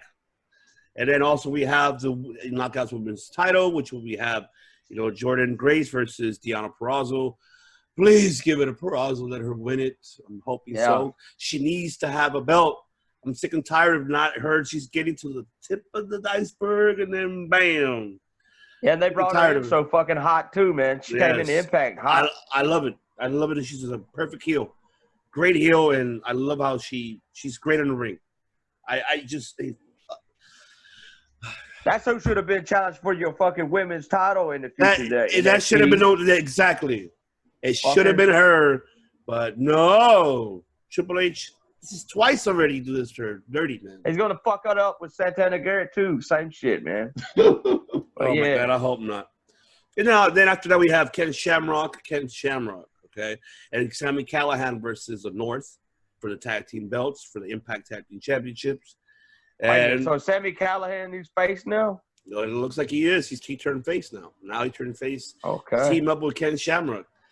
And Shamrock should fucking retire, man. I'm sorry. What year was that? Like 1996, 97, 95? He should have retired from UFC when he got his ass whooped from Tito Ortiz. He should have retired by then. He should have came back to do that shit. He should have retired from pro wrestling. The motherfucker looks like he's in great shape, though, man. Oh, no, he is. He's in great shape. So does Goldberg. Yeah. But it's like cutting your losses in a way. Yeah. Vince, can you put Shamrock in the Hall of Fame so he can retire? Please. It's like and then from there we got the TNA Championship, which is Moose versus Tommy Dreamer. Dreamer, you too, man. You need to be in the Hall of Fame, bro. You gotta go, man. You're better off as a booker. You're better off as an agent, a pro wrestler. And I think you'd be an interesting manager. I love him. He's a good talker. Yes, he is. He's damn sure one of the fucking greatest hardcore. He was in a lot of the top 5 last week. Mm-hmm. Oh, yeah. And they need to do a fucking ECW theme. A Hall of Fame. Yeah. Watch it on the archives on our YouTube channel. So, and then also we have the main event, which was be for the Impact Championship Fatal 4-Way. Have Ace Austin, Eddie Edwards, Trey from the Rascals, and a mystery opponent, which it could be 2 or 3 things. Could be, I can name them. We can name, it could be woo, woo, woo. Or it could be, I got kids, baby. Yeah, I got kids, baby. Could be Heath Slater. Or it could be EC3 returning again for the second time. So those are the matches coming up. So obviously, Mr. Hero, which one are you intrigued to see? I mean, that caught your attention out of the whole card. Which one do you think? Shamrock. I mean, I tuned into UFC 1 and saw him lose to Royce Gracie. Yes. But I mean, he's still going. This guy, you know, he's still in good shape, and he's going for the tag team titles. You say? Yes. Yeah. I mean, let's see how that goes. Let's see him win some gold in 2020, man. But yeah, the whole card seems interesting to me, and there's a lot of people that I have yet to check out. But I'm like the casual fan. I feel that I'm brought into interest of this pay-per-view because of the surprise people that are going to show up, you know? But yeah, I'll be watching it. Yeah, for sure. Most definitely. Mr. Killer, which one you got more intrigued? That's the main event, bro. The Impact World Heavyweight title. I feel like EC3 is coming back, and because he's been teasing this new gimmick online, and I seen this fucking video that he put on Instagram where it's like he's talking and it's like with his new look, with his hair shaved, and you can see like part of the ROH logo showed in the back, and then it'll flash, and then down here it'll show the Impact logo showed in the back, and then you'll see the AEW and the NXT. It's like he's trying to tease everybody to try to throw him off of which company he may be going to, but I'm trying to think when Heath Slater, when he showed up to Raw, didn't he have a different haircut too? I mean, I could swear he had like a. I think so. Like a little trim. Yeah, a little trim, but he's stockier though. If you know he was in great shape. Yeah, I seen that he was stockier, so I feel like EC3 might be coming back, and I don't think he's coming alone, man. I really don't. I don't think he's coming alone. I think we see a faction debut here, maybe with some of these other guys like Heath Slater. Because look at Heath Slater now, man. He is bulked up there, man. And I did notice he did look like he had a different haircut. Yeah. I mean, as far as whoever else is going to be in that faction, man, there's no fucking telling. Because doesn't Rusev have fucking Yeah, he has COVID. Yeah, he has COVID-19, so I don't see. He can't be there. He can't be there, so he's out of the question. That's why he mentioned him. I didn't mention Miro because the COVID-19 situation. So. Yeah. But also with that tag team situation, man, if the Good Brothers is not accepting that, then maybe the Good Brothers will be with EC3, and it'll be Rhino and Heath Slater who accept the tag team title shot. Possibly so. You're absolutely right. Like a regular tag team, yeah, I agree. Hey, you didn't say it to Rhino. Rhino, should you retire? No. Rhino can still go, Katie. Rhino can still go. He can still go. It's like Jericho and I like RVD, you know. No, I like RVD. He can still go too, but he hasn't shown I wish up all yet. these fuckers could find the fucking fountain of youth again because I miss them all in their fucking prime, man. Yeah, I want to find that fountain. Speaking of which, for real, it's gonna be like the ultimate swerve. One of the 3 guests is none of those you mentioned. It's freaking Dan Severn. I mean, Ken Shamrock's there. Dan Shamrock there. Yeah, because you got Shamrock there, you can get Dan Severn. Yeah, I'm pretty excited to see the title match just to see because it was vacated by Tessa, or involuntarily, you know. Oh, they stripped her ass of the title. Yeah, exactly. Involuntarily. So I'm wondering. So it'll be cool seeing who this goes to. Those surprise show-ups are always like fun. If it's completely out of left field, that'll be really fun. That'll be a laugh. Freaking It's the zombie. Oh my God, the zombie. It's freaking Doink. Nah. Rest in peace, dude. The original one. The OG zombie. Mhm. Yeah. Oh my God.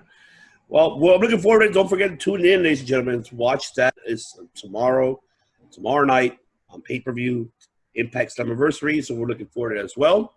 And then don't forget also Sunday, which we're going to discuss is WWE horror show Extreme Rules. First of all, I just want to go ahead and get this off my chest because it kind of like bothers the shit out of me. Hold on.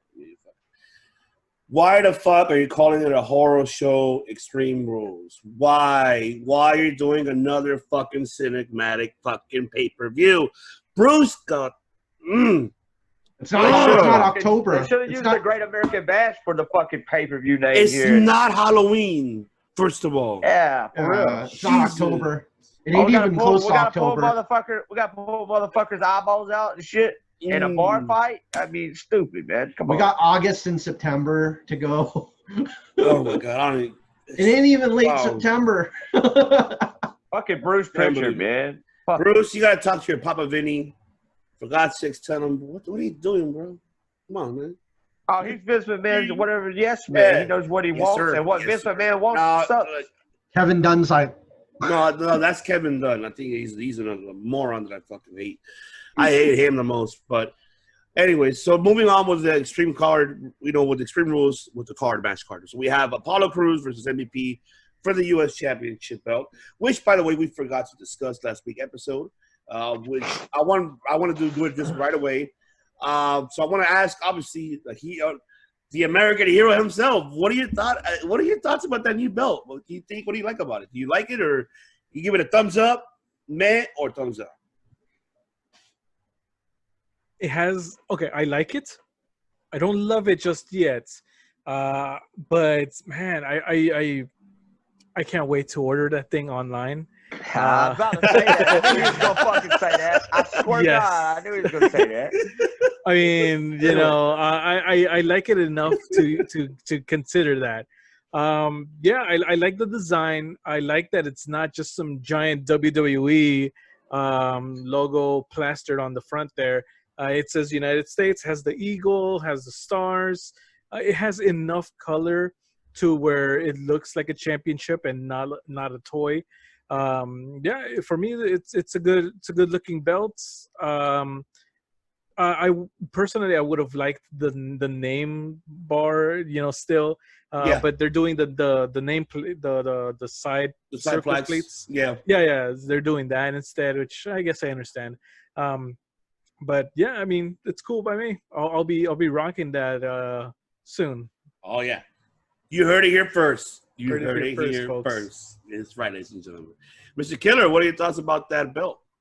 Man, I love it, man. Like Mike said, we're sick of fucking seeing these belts in WWE with the fucking big W on them. Fuck that. It's all the fucking same shit with just different colored variations all over it. Fuck that, man. We needed something to do. And they've been doing a good job lately. Like, the Intercontinental title to me wasn't bad. It was different. It didn't look like all the other titles. It wasn't a bad design. It looked good. I thought it looked good. And then with this title, it looks pretty good too. But with this title, it seems like in certain ways where you put it with the lighting, depends on how good it looks. I've seen it look like not that good in certain lighting, and then it looks like fucking awesome when it's put another way towards the light. But yeah, the fucking belt looks fucking great though. I mean, I like it. And I hope that they're going to plan on using this as the main U.S. title from now on, because Apollo Crews has still got the other belt, right? Yes, he still has So when he wins, we don't even know really if he's going to keep it, do we? That's a big question that we don't know. We'll find that on Sunday. So we'll find that out. And also, I know I found out that they've had this belt made since like 2019, but they have put off on using it. I seen the guy that made the belt. One of the guys that made the belt, he was holding it over his shoulder, and it was a picture from 2019, and he posted a tweet on Twitter talking about, see, I told y'all guys they was going to have a new United States title, and I told y'all that, and the post said December or some shit of 2019. And he said, and somebody asked him, and they said, do they have any more titles that they're got on hold? He said they got some new tag team titles on hold. He said, but a lot of times they don't use them, or they'll wait around forever till they finally use them. So I mean, I can't wait to see those new tag team titles if they do decide to use them. I heard the NXT title is going to have a little change too. Yeah, Okay. They said it's going to be kind of like the same but bigger or some shit. I hope so. I think that NXT deserves to be like more like a world heavyweight championship, like that type of like big. I think they deserve that to be it. They deserve it. Come on, we all know NXT is like the number one brand that that gives a lot of stars to push, and then obviously not a developmental, because that's not what they are. They're a third brand. At least not anymore. I know, right? No ECW or OVW or FCW. So, yeah, I'm glad about that. MGC, your thoughts about the new belt? You like it or? So I like it way more than the last belt. Like, no offense to those who like that last belt, but just to me, it was. You're offending Mike over here. He's our hero. He's our hero. Because the WCW version of that belt I liked more, because it has, it looks, it has those folds on it, just like the old, like how I like the older Intercontinental belt, like the white belt was more, because it has that history with like Bret Hart holding it, and Randy Savage, and all those people. It has that whole background. So this one like looks more like a championship belt than, I'll say this in a low volume kind of toy.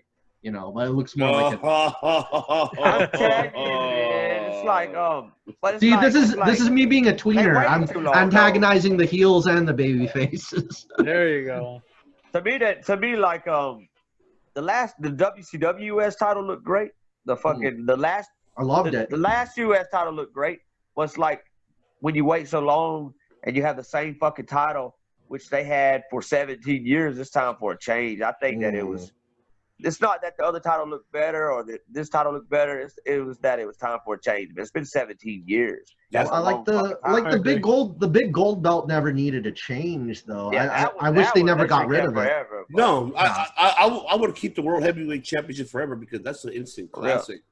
I would never change it, because the way so much prestige. That's one title that I would keep forever right there, because I would. It screams World Heavyweight Champion. Like when you see somebody wearing it, they are the man. Like not with a just big W on their fucking shoulder or their waist. Mm-hmm. I want the hardcore title back. Same. But break that new 24/7 title.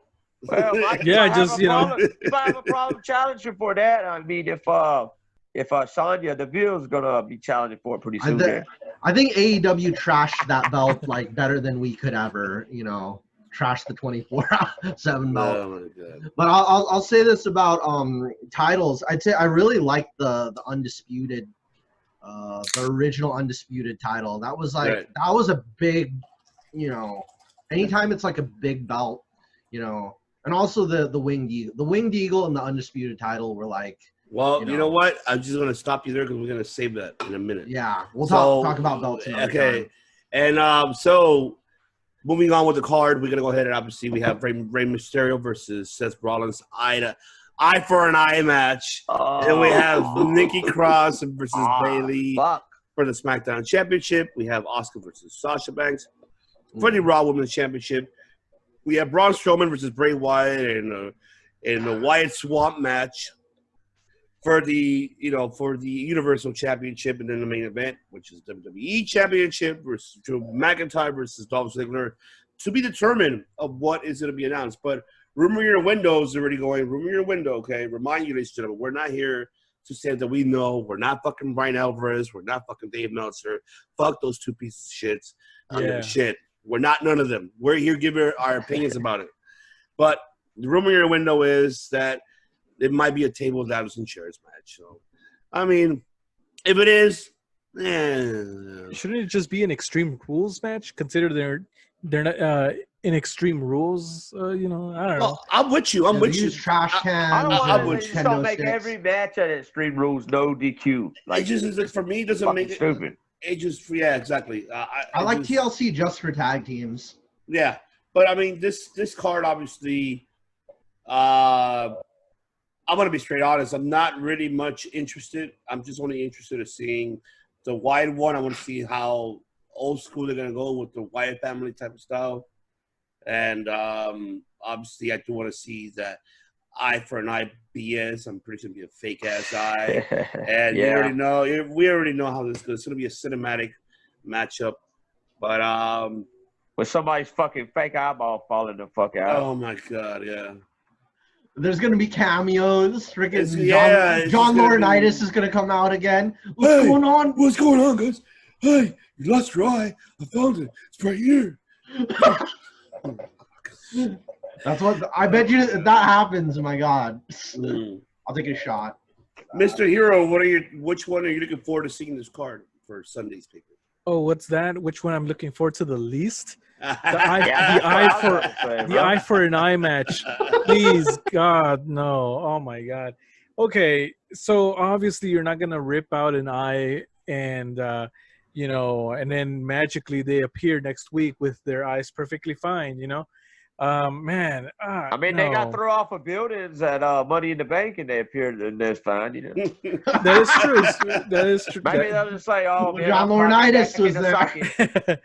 I mean, it's like they saw that the Boneyard match worked, and now they're just going crazy. And this worked. Well, let's keep doing this, and until that stops working, and then they're gonna say that cinematic matches are dumb, and they're gonna go back to whatever it is that they think works. See how many's on this card though? Like the swamp match, the fucking bar fight, and then the eye match. I mean, fuck.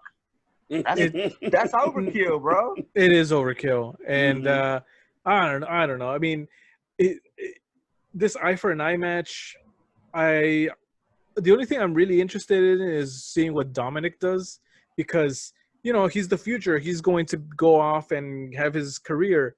Rey Mysterio, he's had a Hall of Fame career. I wouldn't say it's time for him to retire, but that conversation has already kind of started there, in my opinion.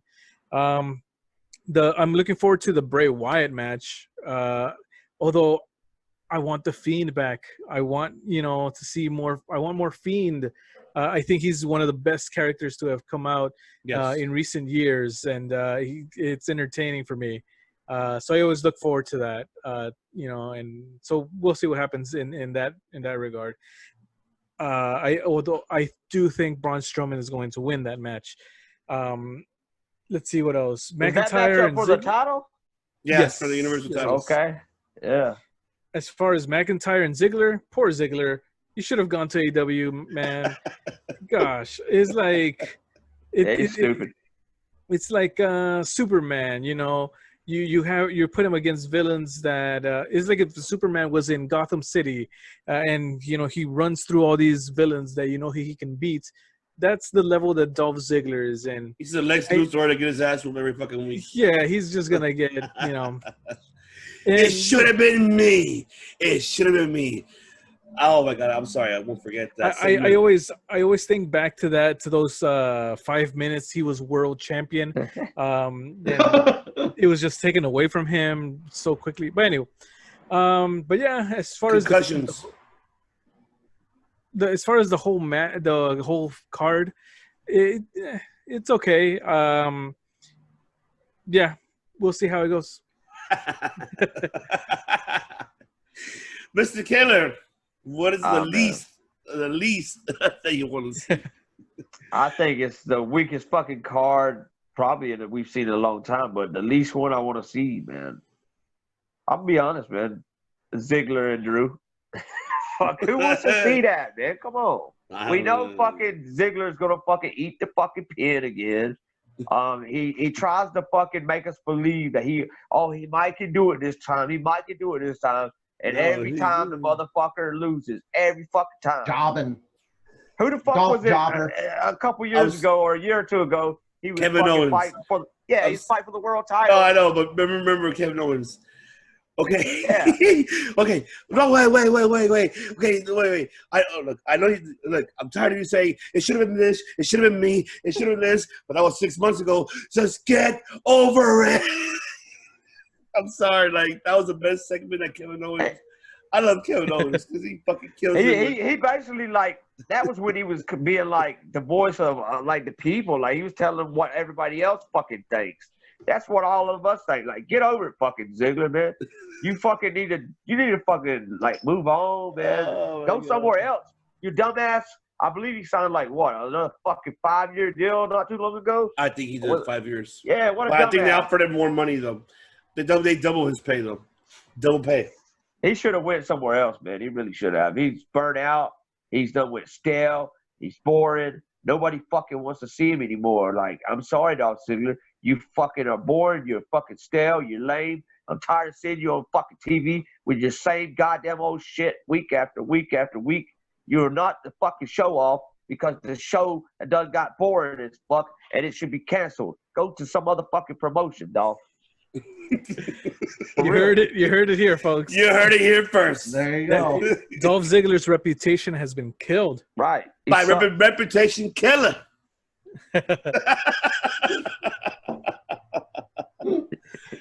Oh my God. Oh, this MGC. What is the least, or do you even give a shit about this pay-per-view? It's because I couldn't. The only one I could remember you mentioning was the eye for an eye, and at least with that, like there's some, you could get a laugh out of watching it, you know, somewhat. Like you're not gonna watch it like you would a match. You'd just be like, oh ah.